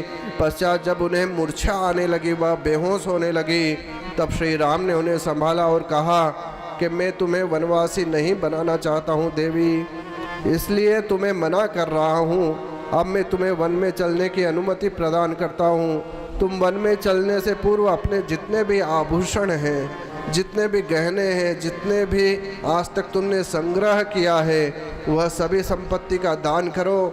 नहीं तो वन में रहकर भी तुम उसका चिंतन करती रहोगी। तो ब्राह्मणों को बुलाया गया और ब्राह्मणों को जितने भी वस्तुएं हैं सभी दान करने लगे। लक्ष्मण जी हाथ जोड़कर खड़े हैं और भैया राम के चरणों में गिर गए कि यदि आप और मैया सीता जा रहे हैं तो मैं भी आपके साथ जरूर चलूँगा और आपकी रक्षा करूँगा। भवास्तु सह वेदय्या गिरीशानु सुरंशते अहम सर्वम करिष्यामि जागृत स्वप्नतश्चते। श्री राम जी ने लक्ष्मण जी को अनेक प्रकार से समझाया, किंतु जब लक्ष्मण जी नहीं माने तो श्री राम बोले, तुम अपने इष्ट मित्रों की अनुमति ले लो, अपनी मैया की अनुमति में ले लो, पश्चात तुम्हारी सारी संपत्तियां ब्राह्मणों को दान कर दो। वशिष्ठ जी के पुत्र सुयज्ञ इत्यादि तपस्वियों को बुलाया गया और संपूर्ण संपत्ति का दान कर दिया। उसी समय अयोध्या के सन्निकट एक गर्ग नामक त्रिजट जिसका नाम है, ऐसा ब्राह्मण रहता था। वह बहुत कृशकाय था, क्योंकि उसके पास जीविका चलाने का कोई साधन नहीं था। उसकी पत्नी ने कहा कि राम तो सब कुछ दे रहे हैं, पर तुम यहाँ क्यों बैठे हो, तुम भी जाकर राम से कुछ ले लो। तो वह त्रिजट गया है और श्री राम को अपनी विपन्न अवस्था के विषय में बताया है। श्री राम ने देखा इसके शरीर में इतनी जान भी नहीं, शक्ति भी नहीं, ये डंडे को लेकर चल रहा है। श्री राम ने कहा कि तुम ऐसा करो, ये डंडा तुम्हारी ताकत से फेंको, जितनी दूर यह जाएगा उतनी गाय मैं तुमको दे दूंगा। आज उस विपन्न त्रिजट ने अपनी पूरी शक्ति लगाई और गमछे को अपनी कमर पर बांधा है। कितने दिनों का भूखा है, पर पूरी ताकत लगाकर डंडे को फेंका है और हजारों गायों को माप लिया और उसके साथ एक सांड भी माप लिया। भगवान हंसने लगे कि ब्राह्मण देवता, मैं तो आपसे मजाक कर रहा था, मैं आपसे विनोद कर रहा था, आपको जो चाहिए आप ले लीजिए। अनंतर उसे संतुष्ट करके उस ब्राह्मण देवता का श्री रामचंद्र जी ने आशीर्वाद लिया है और ब्राह्मणों को अपनी संपत्ति प्रदान करके श्री राम, सीता और लक्ष्मण आज अपने पिता महाराज दशरथ के दर्शन करने के लिए आए हैं। हम बन को चले पद बंदन है, हम बन को पर आज रहे, जब भरत के सर पर आज रहे। दीपक तुम जलाना आंगन में, हम बन को चले पद बंदन है।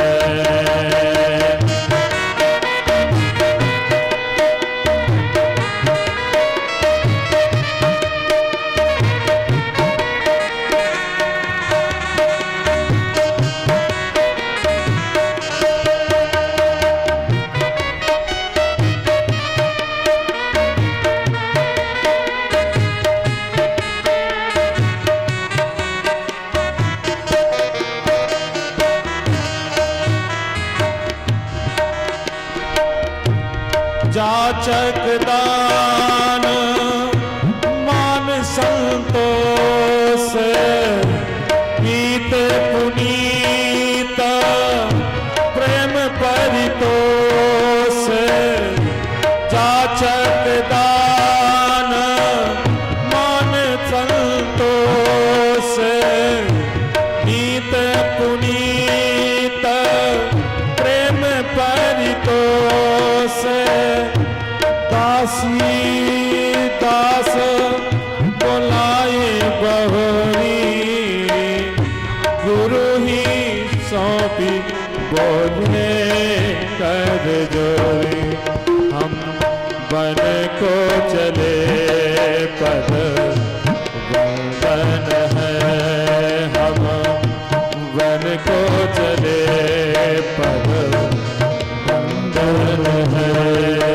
खुशियाँ तुम मनाना आंगन में, जब भरत के सर पर आज रहे, जब भरत के सर पर आज रहे। दीपक को जलाना आंगन में, हम बन को चले पद बंदन है।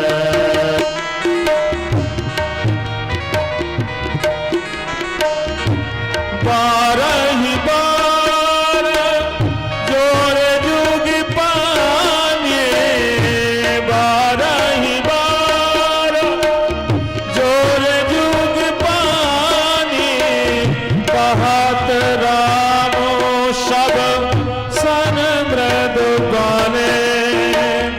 कहत राम सब शन मृदु भावे सोई सब भांति मोर हितकारी जेहि ते रहे भुआल सुधारी हम बन को चले पद बंधन है हम बन को चले पद बंधन है खुशियाँ तुम मनाना आंगन में हम बन को चले हम बन को चले हम बन को चले राम चितई रहो नर नाहु चला बिलोचन बारी प्रवाहु। बोलिए श्री रामचंद्र भगवान की जय। जिस श्री रामचंद्र के चलने पर चतुरंगिणी सेना जिनके पीछे चलती थी, प्रजा जिनके पीछे चलती थी, आज वही राम सीता और लक्ष्मण के साथ महाराज दशरथ के पास आज्ञा लेने जा रहे हैं। और आज श्री राम अपने पिताजी के साथ को सत्य प्रतिज्ञ बनाने के लिए वन में जा रहे हैं। श्री इस कार्य के सभी लोग निंदा कर रहे हैं कि महाराज ने ऐसा क्यों किया। श्री राम के साथ हम भी वन में जाएंगे। महाराज दशरथ के द्वार पर आकर श्री राम ने सुमंत जी से कहा, आप मेरे आने की सूचना पिताजी को दीजिए, मैं उनके दर्शन करना चाहता हूँ। सुमंत जी ने महाराज दशरथ से कहा कि हे पृथ्वीपते, हे सत्य पराक्रम, आपके पुत्र श्री राम ब्राह्मणों एवं प्रजाजनों को अपना सारा धन संपत्ति प्रदान करके आपके द्वार पर आपके दर्शन के लिए खड़े हैं। महाराज दशरथ ने कहा कि पहले सभी रानियों को बुला लो और मैं सभी परिजनों के साथ अपने पुत्र राम से मिलना चाहूँगा। पश्चात महाराज की आज्ञा से श्री राम, लक्ष्मण एवं देवी सीता महाराज के सामने हाथ जोड़कर जब द्वार में प्रवेश किए हैं तो महाराज अपने पलंग से उठकर उनको पकड़ने के लिए दौड़े, पर मूर्छित होकर मध्य में ही गिर गए हैं। और श्री राम लक्ष्मण ने उन्हें सावधानी पूर्वक उठाया और बिस्तर पर पलंग पर बैठाया है। पश्चात महाराज ने अपनी दीन वाणी में कहा, श्रेयसे वृद्धये तात पुनरागमनाय च गच्छस्वारिष्टमव्यग्र पंथानम कुतो भयम। हे पुत्र, तुम्हारा कल्याण हो, तुम समृद्धि के लिए और पुनः लौटकर आने के लिए शांत भाव से वन में गमन कर रहे हो, तुम्हारा मार्ग विघ्न बाधाओं से रहित हो। ऐसा बोलते बोलते महाराज कुछ क्षण के लिए मूर्छित हो गए। सुमंत्र जी ने कैकेयी से कहा कि महाराज दशरथ के जीते जी तुमने इतना बड़ा अधर्म कैसे कर दिया। तुम कुल की परंपरा को मिटा रही हो, तुम मर्यादाहीन कार्य कर रही हो। देवी, जैसा तुम्हारी माता का स्वभाव था वैसा ही तुम्हारा स्वभाव है। मैंने ऐसा सुना है कि तुम्हारे पिता जो कैकेयी देश के राजा हैं, वह किसी संत के आशीर्वाद से पक्षियों की बोली जानते थे कि पक्षी कुछ भी बोले तो तुम्हारे पिता को पता चल जाता था। तो एक समय जिम्भा नामक पक्षी ने कुछ कहा और तुम्हारे पिता लेटे हुए थे, उसकी वाणी सुनकर तुम्हारे पिता को हंसी आ गई। तो तुम्हारी माता ने कहा कि तुम क्यों हंस रहे हो, तुम मुझ पर हंसी कर रहे हो, इसलिए तुम बताओ मुझे कि तुमने क्यों हंसी की। तो महाराज ने कहा, मैं तुम्हारे ऊपर नहीं हंसा, मैं तो ये जिम्भा पक्षी की वाणी सुनकर हंसने लगा। तो कहा, ऐसा कोई होता है कि कोई पक्षी की वाणी जानता है? तुम मुझे बताओ, नहीं तो मैं अपने प्राणों का त्याग कर दूंगी। महाराज ने कहा, मुझे उस तपस्वी ने कहा है कि यदि मैंने यह भेद किसी को बताया तो मुझे अपने प्राणों को छोड़ना पड़ेगा। तो तुम्हारी माता ने कहा कि तुम जियो या मरो, मुझे कुछ लेना देना नहीं, पर तुम्हें मुझे बतलाओ कि तुम क्यों हंस रहे थे। इसके बाद महाराज ने तुम्हारी माँ को भवन से बाहर निकाल दिया और सुखपूर्वक रहने लगे। तो तुम्हारी माँ के समान ही तुम्हारा स्वभाव है, जो कुल को नाश करने वाला है। श्री राम का राज्याभिषेक होने दो। पर कैकेयी टस से मस नहीं हुई। महाराज को जब होश आया तो महाराज दशरथ ने कहा कि श्री राम के साथ चारों प्रकार की सेनाएं जाएगी, सभी व्यापारी गण जाएंगे, सभी सुविधाएं वन में भेजी जाएगी, खजाना, वस्त्राभूषण, रसोई सबको भेजा जाए। महाबाहु भरत यहाँ अयोध्या का राज संभालेंगे, पर मेरे श्री राम वन का राज्य संभालेंगे, तो सभी सुविधाएं इनके साथ जाई जाए। तो कैकेयी बीच में बोल पड़ी कि अयोध्या, केवल सुनी अयोध्या मेरे भरत को नहीं चाहिए, धन धान से परिपूर्ण ऐसी अयोध्या का पालन ही मेरा भरत करेगा। ऐसी बात सुनकर उसी समय जिस प्रकार सगर ने अपने पुत्र असमंजस को निकाल दिया था, वैसे ही आप अपने पुत्र श्री राम को निकाल दो, कैकेयी ने निर्लज्जता पूर्वक कहा। तब महाराज दशरथ के वृद्ध महामात्य, जिनका नाम सिद्धार्थ है, उन्होंने कहा, असमंजस ने तो प्रजाओं के बालकों को सरयू नदी में फेंका था, इसके कारण उसको उसके पिता ने निकाला, पर यहाँ तो श्री राम निरपराध है। जिस व्यक्ति ने अपने जीवन में एक चींटी भी नहीं मारी हो, उस राम को तुम आज वनवास भेज रही हो। ऐसी बात कही। तभी श्री राम ने महाराज दशरथ से कहा कि पिताजी, मैं इन सभी वस्तुओं को भरत को देना चाहता हूँ, मुझे कुछ नहीं चाहिए, मुझे तो आप केवल आशीर्वाद देवे और वल्कल वस्त्र प्रदान करें। कैकेयी ने निर्लज्ज होकर गई और वल्कल लेकर आई और सभी के सामने बोली कि पहन लो इसे। श्री राम लक्ष्मण ने वल्कल वस्त्र धारण कर लिए हैं। पश्चात सीता जी ने भी कैकेयी के हाथ से वल्कल ले लिए, पर वो वल्कल पहनना जानती नहीं थी, तो श्री राम को देखने लगी कि मैं इसे कैसे पहनूं। श्री राम उनके पास गए और उन्हें वल्कल वस्त्र पहनाने लगे, रेशमी वस्त्रों के ऊपर उन्हें वल्कल वस्त्र पहनाने लगे। यह देखकर सभी रोने लग गए। जितने भी प्रजाजन थे, जितनी भी रानियां थे, सबसे रहा नहीं गया, सभी व्याकुल हो गई। उसी समय वशिष्ठ जी ने कहा कि सीता वन में नहीं जाएगी, राम के लिए प्रस्तुत सिंहासन पर वही बैठेगी। सीता जी वह श्री राम की अर्धांगिनी है, श्री राम की जगह सीता जी ही राज्य का पालन करेगी। नहीं तद भविता राष्ट्रम यत्र रामो न भूपति, तद वनम भविता राष्ट्रम यत्र रामो निवस्यति। अर्थात जहाँ राम रहेंगे वहीं राष्ट्र का निर्माण होगा। यदि श्री राम अयोध्या में नहीं रहते तो यह अयोध्या भी अब राज नहीं रहेगी। पश्चात महाराज दशरथ ने कोषाध्यक्ष को कहा कि सीता जी के लिए तुम बहुमूल्य आभूषण लाओ, मेरी बहू है, उसके लिए वस्त्र आभूषण लाओ।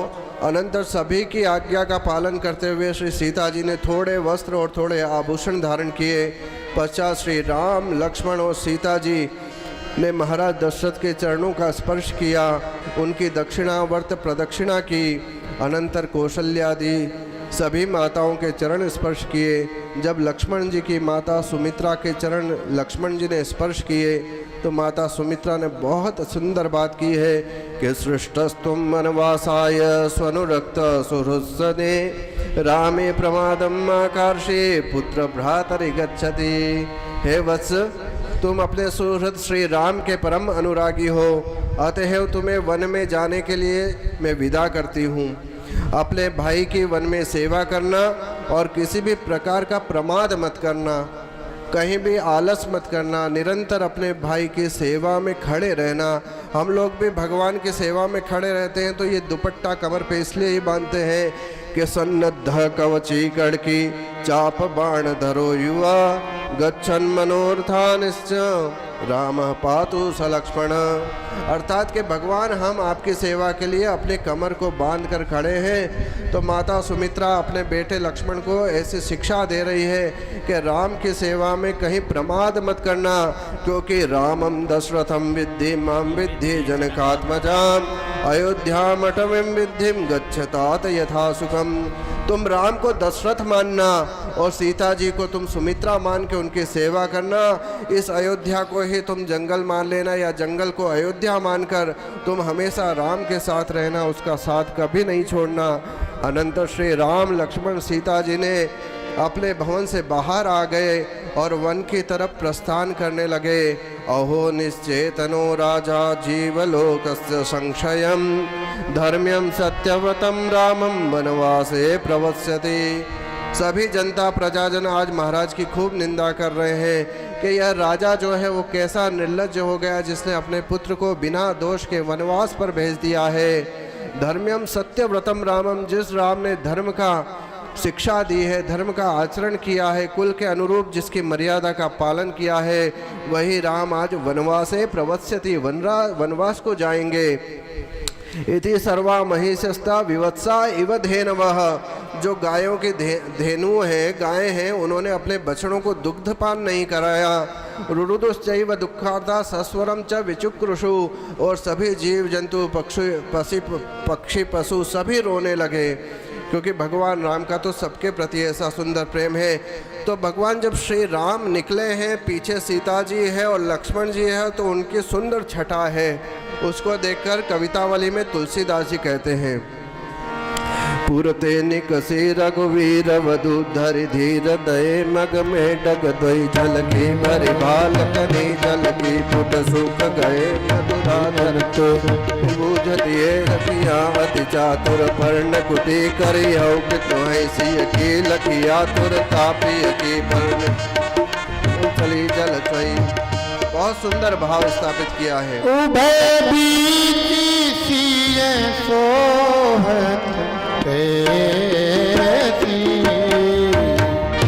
ब्रह्म बीव विधि माया जैसी, तुरत राम मुनि भेष आई, चले जनक जननी सिरनाई,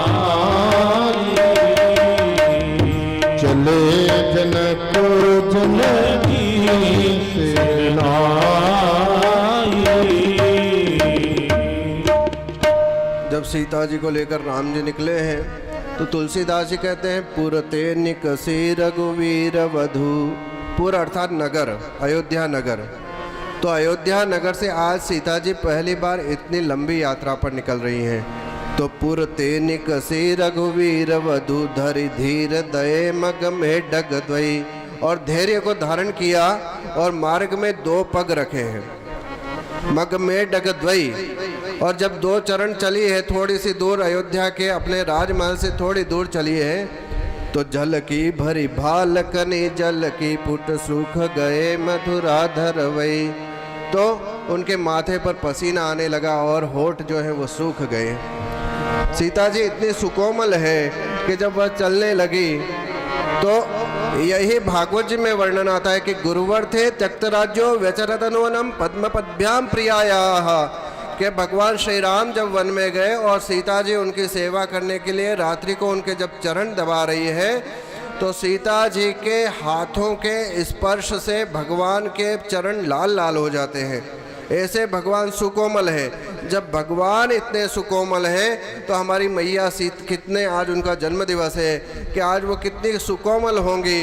तो तुलसीदास जी कहते हैं कि जब मार्ग में निकली है धैर्य को धारण करके, तो पसीने से उनके शरीर पर, ललाट पर पसीनों की बूंदें आ गई है और पुट सूख गए मधुराधर वही, अधरोष्ट जो है, ओष्ठ हैं वो सूख गए हैं। और फिर बूझती है चलनो अब कहते कपर्ण कुटी करी हूँ कि तुम्हें, फिर श्री राम जी की तरफ देखकर पूछती है कि अभी और कितना चलना है। अभी तो 2 कदम ही निकली है, पर श्री राम को देख रही है कि अभी और कितना चलेंगे। और पर्ण कुटी करी हूँ कि तुम्हें, कहाँ पर झोंपड़ी बनाकर हम लोग रहेंगे, आराम करेंगे। तो पिय की लखिया तुरतासी की अखिया अतिचारी चली जल सोई। इस प्रकार सीता जी की आतुरता को जब भगवान राम ने देखा तो उनकी आंखों से भी धड़ धड़ धड़ आंसू बहने लगे कि अभी 2 पग चली है, उसमें ये दशा है, तो ये 14 वर्ष का विकट वनवास ये कैसे काटेगी, कैसी इनकी दशा होगी। वही सीता जी के साथ आज भगवान राम ने जब वन में प्रवेश किया है तो ब्राह्मणों ने अग्निहोत्र करना बंद कर दिया, गृहस्थों ने घर में भोजन नहीं बनाया है, सारी अयोध्या व्याकुल हो गई। श्री राम के विरहाग्नि में संपूर्ण अयोध्या के मानव जंतु सभी संतप्त हो रहे हैं। इधर महाराज दशरथ ने कहा कि मुझे अब श्री राम के बिना मैं जी नहीं पाऊंगा, तो मुझे कौशल्या के भवन में ले चलो, मैं वहीं पर अब कौशल्या के साथ रहूँगा, वहीं मुझे शांति मिलेगी। कौशल्या के भवन में आकर महाराज दशरथ श्री राम से विहीन भवन को देखकर विलाप करने लगे, रोने लगे। पश्चात बोले कि कौशल्या, मेरी दृष्टि अब जा रही है, मेरी दृष्टि श्री राम ले गए, मैं तुम्हें भी नहीं देख पा रहा हूँ। कौशल्या भी महाराज दशरथ के पास आकर बैठ गई और विलाप करने लगी। प्रभातायाम तो सर्वर्याम पौरास्ते राघवम भिना शोकोपहत निश्चेष्टा बभूहुर्हत चेतसः। विलाप करते हुए महाराज दशरथ एवं कौशल्या जी को देख सुमित्रा जी आ गई और सुमित्रा जी ने कहा, इस तरह शोक करना तथा दीनतापूर्वक रोना उचित नहीं है। श्री राम तो धर्मात्मा है और उनके लिए शोक करना उचित नहीं है। श्री राम के साथ लक्ष्मण तथा सीता भी गए हैं, अतः श्री राम को कहीं भी कोई कष्ट नहीं होगा। एक सत्पुरुषो लोके लक्ष्मण स सीतया योनुगच्छति काकुत्स्थं रामं परिचरन् मने। हे कौशल्या, आप शीघ्र ही वन से लौटे हुए श्री राम के द्वारा वंदित होंगी। श्री राम आपकी पूजा करेंगे, आप शीघ्र ही। अतएव श्री राम के प्रति आपके मन में बिल्कुल दुख और शोक नहीं होना चाहिए। इस तरह सुमित्रा जी की बातें सुनकर माता कौशल्या का मन थोड़ा शांत हुआ। इधर भगवान श्री राम रथारूढ़ होकर वन में जा रहे हैं। सुमंत्र जी उनके रथ को चला रहे हैं। नगरवासी उनके पीछे पीछे दौड़ रहे हैं कि रुक जाओ राम, रुक जाओ राम, तुम हमारे प्राण धन हो, हमें छोड़कर तुम कहाँ जा रहे हो। खूब प्रयत्न किया पर भगवान ने कहा कि मुझे तो मेरे पिता की आज्ञा का पालन करना है। श्री राम ने सीता लक्ष्मण के साथ रात्रि में तमसा तट पर निवास किया है। साथ में अयोध्या वासी भी उनके साथ आए हुए हैं। भगवान ने कहा, तुम कब तक मेरे साथ रहोगे? तो अयोध्या वासी कहते हैं, हम तो 14 वर्ष तक आपके साथ ही हैं। जहाँ जहाँ श्री राम रहेंगे वहीं उनकी प्रजा रहेगी। तो हम तो अपना घर बार सभी ऐसे ही छोड़ कर आ गए, आपके ही भरोसे हैं। आप ही हमारे आधार हैं, आप ही हमारे रक्षक हैं, आप ही हमारे धाम हैं, आप ही हमारे अवलंबन हैं, आप ही हमारा आश्रय हैं। तो सब आप ही हैं, हम आपके लिए ही आ गए हैं। और अयोध्या के लिए उदास नहीं होना चाहिए, भगवान राम ने लक्ष्मण को कहा। क्योंकि जब मैं भरत के सुकोमल स्वभाव को देखता हूँ कि भरत का स्वभाव तो बहुत सुकोमल है, तो जब भरत जी अपने ननिहाल से आएंगे और माता पिता की सेवा करेंगे तो मुझे माता पिता की चिंता तो नहीं होती है कि माता पिता को कोई वह कष्ट नहीं देंगे। अनंतर रात्रि को वहीं विश्राम किया और लक्ष्मण जी सुमंत्र जी मिलकर श्री राम के सोने की व्यवस्था कर रहे हैं। सुंदर पर्णकुटी बनाई है, तृण के जो तृण हैं और पत्तों की पर्णकुटी बनाकर उनके नीचे भगवान की पर्ण सैया बनाई है, पत्तों की सैया बनाई है कि भगवान उस पर रहें।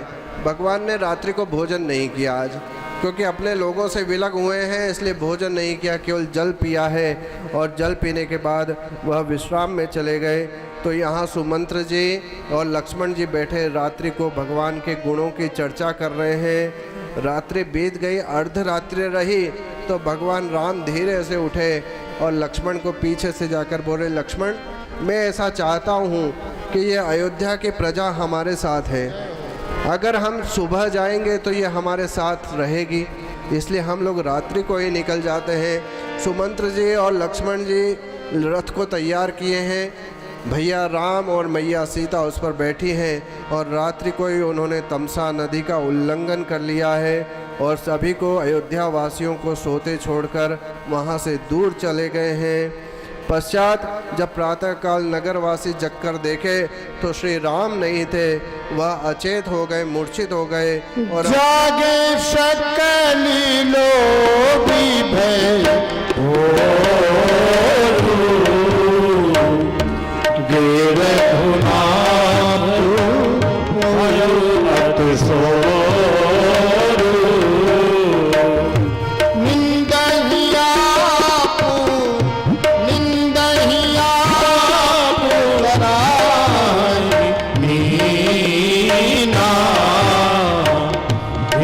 जीवन रघुवीर दीना। राम राम कही चहुदित धावहीं, रत कर खोज नहीं पावहीं।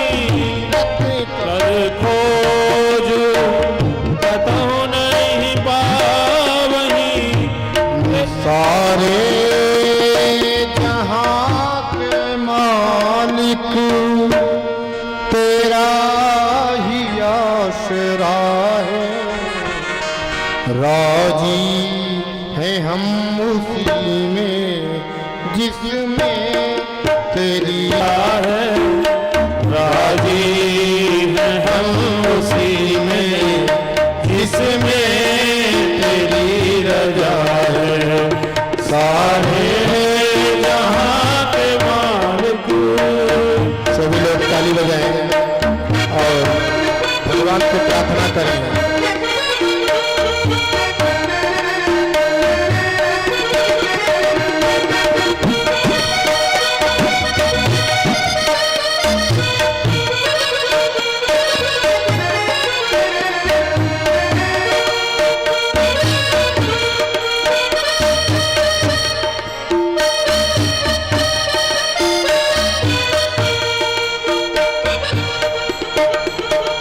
हम क्या बताएं तुमको सब कुछ हमें खबर है हर हाल में हमारी तेरी तरफ नजर है।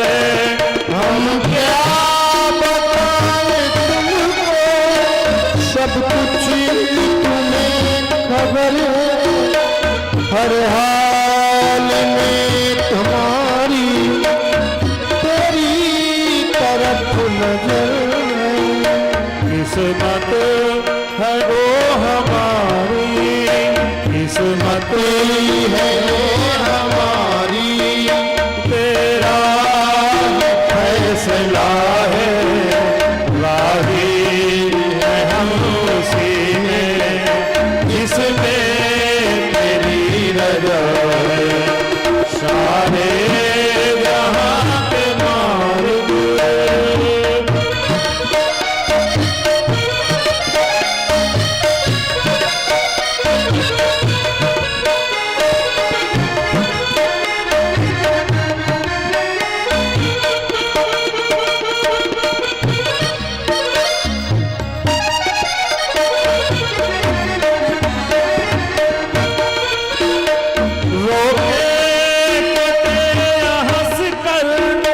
कटती है जिंदगानी तू गम दे या खुशी दे सब तेरी मेहरबानी।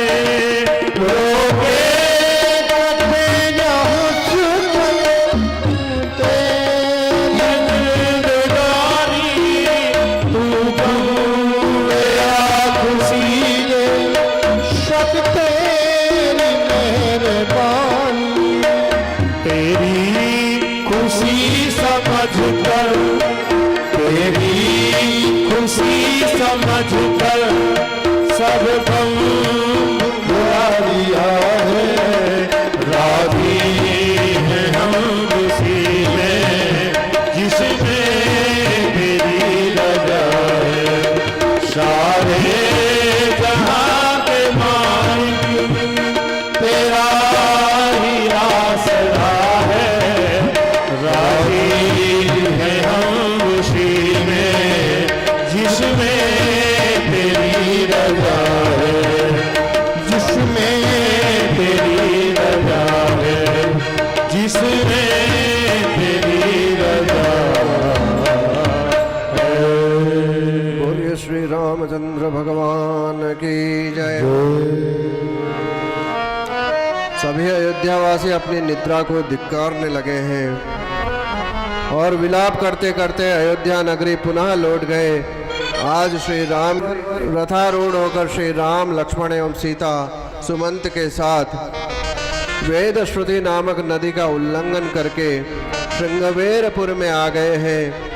श्रृंगवेरपुर में श्री राम के मित्र गुरु गृह नामक निषाद रहते हैं। गृह जिनका नाम है, हम लोग जब रामचरितमानस पढ़ते हैं तो उसमें केवट प्रसंग वो राम जी के लिए बोलेंगे और ताली बजाएंगे, और जिनके राम जी नहीं होंगे और न वो राम जी के हैं तो ताली क्या बजाएंगे।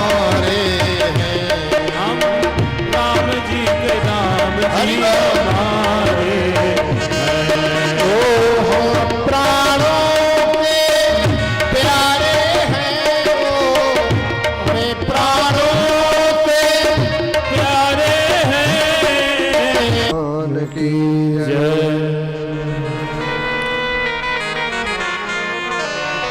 शायद आज भगवान को वनवास हुआ तो लाइट भी ज़्यादा रुकना नहीं चाहती, अभी बार बार जा रही है। भगवान राम जब श्रृंगवेरपुर में पहुँचे हैं तो जिसे हम तुलसीकृत रामायण में केवट प्रसंग हमारा जो आता है, वही केवट प्रसंग यहाँ पर निषाद राज गृह के नाम से आता है। पर उन्होंने जो नाव में चढ़ाया था और वो सब जो वहाँ की परिकल्पना तुलसीदास जी ने की है, वह परिकल्पना इसमें नहीं मिलती। वाल्मीकि रामायण में उसका वर्णन नहीं आता। यहाँ पर इतना ही बताया गया है कि श्रृंगवेरपुर में जब पहुँचे और उनके मित्र निषाद राज गुह ने देखा अपने मित्र श्री राम को वलकल में, तो उन्हें बहुत कष्ट हुआ। उन्होंने जाकर श्री राम को प्रणाम किया और गले से लगा लिया है और कहा कि मित्र, तुम्हारी ऐसी दशा कैसे हुई। संपूर्ण वृत्तांत 14 वर्ष का वनवास जानकर निषाद राज गुह ने कहा है, जैसा तुम्हारा अयोध्या का राज है वैसे ही ये राज्य भी तुम्हारा है, इसलिए तुम यहीं पर ही निवास करो। पर भगवान ने कहा, नहीं, मुझे यहाँ नहीं निवास करना, मुझे तो आगे जाना है। अनंतर रात्रि को मैं जरूर यहाँ पर निवास करूँगा। तो निषाद राज गुह ने रात्रि की व्यवस्था के लिए खूब सारे अन्न की व्यवस्था की। भगवान के लिए अनेक प्रकार के अन्न लेकर आए। तो भगवान ने उसे स्पर्श कर दिया और कहा, मैंने इस अन्न को स्वीकार कर लिया, अब तुम इसे ले जाओ। मैं इसे नहीं ले सकता क्योंकि मैं तापस क्षेत्र में हूँ, मैं तपस्वी के समान जीवन जीना चाहता हूँ, इसलिए इसे मैं स्वीकार नहीं करूँगा। सायंकालीन संध्या करके रात्रि में जल पीकर भगवान आज सो गए हैं। तृणशैया पर श्री राम सीता जी भूमि पर शयन कर रहे हैं। निषाद राज गुह, सुमंत और श्री लक्ष्मण जी श्री राम की चर्चा कर रहे हैं। निषाद राज ने लक्ष्मण जी से कहा कि राजकुमार, आपके लिए भी मैंने सुंदर सैया का निर्माण किया है, यदि आप चाहें तो थोड़ा विश्राम कर लीजिए। तो श्री राम से बढ़कर मेरे लिए कोई नहीं है। निषाद राज गुह कितनी सुंदर बात कहते हैं कि श्री राम से बढ़कर मेरे लिए कोई नहीं है। तो आप ये ना सोचें कि आपके सिवा उनकी रक्षा कोई नहीं करेगा, मैं उनकी रक्षा करूंगा, आप मुझ पर विश्वास कीजिए। तो निषाद राज गुह की बातें सुनकर लक्ष्मण जी कहते हैं कि जब तक दशरथ नंदन श्री राम एवं सीता भूमि पर सो रहे हो तब तक मुझे नींद आना भी कैसे संभव होगा, मैं सुख का भोग कैसे कर पाऊंगा। और रात्रि बीत गई। प्रातःकाल संध्या के पश्चात श्री राम जी ने गंगा पार करके विचार किया, गंगा का उल्लंघन कर रहे हैं और विचार किया है कि श्री राम के मनोगत भावों को जानकर श्री लक्ष्मण जी ने निषाद राज से कहा कि राम जी गंगा से खूब दूर जाना चाहते हैं, इसलिए एक नाव की व्यवस्था की जाए, एक मजबूत नाव की व्यवस्था की जाए। तो निषाद राज गुह ने एक सुंदर नाव की व्यवस्था की है जिसमें सीता, राम और लक्ष्मण जी विराजित हो गए। उन्हीं भावों को तुलसीदास जी ने कवितावली में लिखा है कि एक केवट का प्रसंग आता है कि केवट के पास जब श्री राम आए और श्री राम आकर बोले कि मुझे नदी का पार करना है, तो उन्होंने कहा कि मैं तो, मेरी जीविका ये है, तो मुझे क्या मिलेगा। मांगी नाव न केवट आना, कही तुम्हार भ्रम में जाना, चरण कमल कहो सब पाई, मानुष करनी पूरी छुअत सिरा भई नारी सुहाई, पाहन तेना पाठ कठिनाई,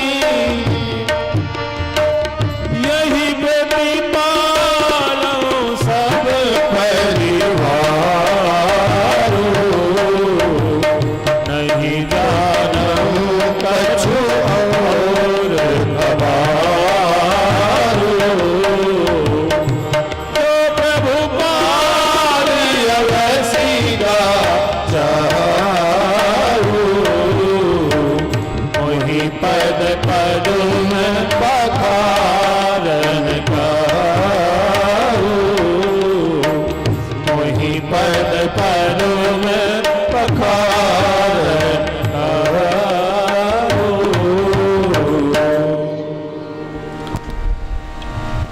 तुलसीदास जी ने कवितावली में सुंदर भाव प्रकट किए हैं। यद्यपि रामचरितमानस की चौपाइयों का गान किया, पर कवितावली में तुलसीदास जी इसको और सुंदर भाव से प्रस्तुत करते हैं कि एहि घाट ते थोरिक दूर अहे कटिलो जल था दिखाई हजो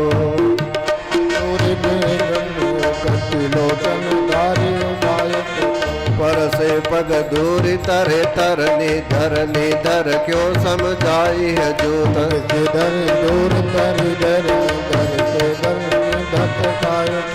तुलसी अवलंबन और कछु लरिका के ही भांति जी आई है जो अवलंबन और कछु लरिका के ही भांति जी आओ बर मारिय मोहे बिना पग धोए नु नाथन नाव चढ़ाई है जो बिना पग पार चढ़ाई जो।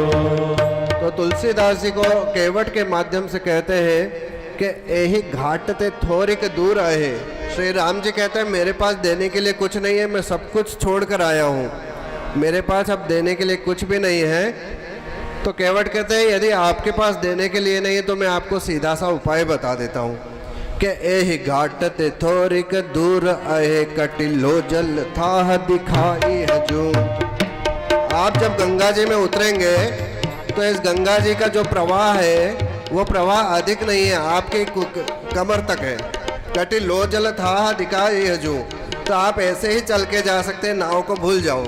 आपके पास देने के लिए पैसा नहीं तो मैं नाव में क्यों बैठा हूँ, आप ऐसे ही चल के चले जाएं, क्योंकि ये कटी तक इसका जल है, आप आराम से इसका उल्लंघन कर सकते हैं। पर और मैंने तो ऐसा सुना है श्री राम के पर से पग दूरी तरे तरनी जल तरनी दर क्यों समझाई जो। मैंने तो ऐसा सुना है कि आपके पग से पत्थर तर जाते हैं, आपके चरण रस से पत्थर तर जाते हैं। तो मेरी तो ये काष्ठ की नाव है, अगर आपकी चरण रस इस पे पड़ गई और ये लुप्त हो गई तो हम तो डूब जाएंगे जीते जी, इसलिए आपको मैं नाव में नहीं बिठा सकता। तुलसी अवलंबन और कछु लरिका के ही भांति जी आई है जो। तुलसी अवलंबन और कछु लरिका के ही भांति जी आई है। और मेरा तो इस नाव के बिना कोई जीविका का साधन भी नहीं है, ये नाव मेरी जीविका है। तो कोई व्यक्ति अपनी जीविका को छोड़ सकता है क्या? तो इस नाव के साथ मैं अपनी जीविका को जीता हूँ, और लरिका के ही भांति जीवा ही है जो। अगर ये समाप्त हो गई तो मैं अपने लड़कों को भोजन पानी कहाँ से दूंगा, वो तो मेरा गला पकड़ लेंगे। तो बरु मारिए मोरी, भले ही आप मुझे मार दो, बिना पग धोए न नाथ न नाव चढ़ाई है जो। मैं आपके चरण धोए बिना आपको नाव में नहीं चढ़ा सकता। तो यहाँ पर जो शुल्क रखा है वो शुल्क है भगवान के चरण को पखारना, भगवान के चरण को धोने का शुल्क निषाद राज गुह ने निश्चित किया। और केवट प्रसंग के माध्यम से तुलसीदास वही बता रहे हैं कि हमको भी अपने परमात्मा की चरणों की सेवा नित्य प्रति करना चाहिए। आप लोग जब ठाकुर जी के दर्शन करने जाते हैं तो ठाकुर जी के सामने जो कटहरा होता है, उस कटहरे को आप अपने हाथों से ऐसे इसलिए दबाते हैं क्योंकि आपका भाव है कि ये भगवान के चरणार विंद है। उन चरणार विंद का भाव रखकर उस कटहरे पर हम लोग हाथ रखकर दबाते हैं। तो भगवान के चरण की सेवा नित्य प्रति होनी चाहिए, भगवान के चरणों तक का पान नित्य प्रति करना चाहिए। जो श्री वैष्णव होता है वो 3 पान अवश्य करता है, जो श्री वैष्णव होता है वह 3 पान अवश्य करता है। एक तो चरणामृत का पान करता है, एक कथामृत का पान करता है, और एक भगवान के अधरामृत का पान करता है। जय हो। अधरामृत किसको कहते हैं? अधर बोलते हैं होठ को। तो आपने चरणामृत का पान तो प्रतिदिन सुबह जाते हैं, तीर्थ चरणामृत भगवान का लेते हैं, तो चरणामृत का पान कर लिया। अब आप भगवान की कथा में बैठे हैं और सुंदर कथामृत का पान कर रहे हैं, तो कथामृत का भी पान हो गया। पर कभी भगवान के अधरामृत का पान आपने किया है?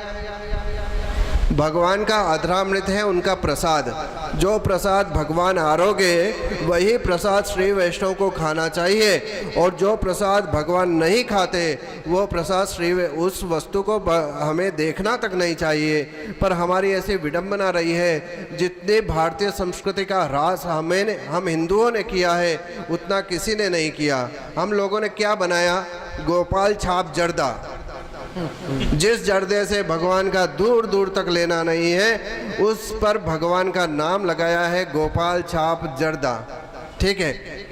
और जब वो जर्दा खत्म हो गया तो वही परमात्मा के नाम वाला जो पाउच है उसको हम भूमि पर फेंक देते हैं, और उस पर कितने लोग अपने पैरों के रख कर जाते हैं। तो उन परमात्मा के नाम के ऊपर हम ऐसे चल रहे हैं, और हम लोग भगवान के नाम से कमाते हैं। किसी ने और भी आगे बढ़कर कर दिया, तुलसीदास, तुलसी का भी निकला है। तुलसी पान पड़ी की होती है ना, तुलसी, तो तुलसी भी नाम रखा है।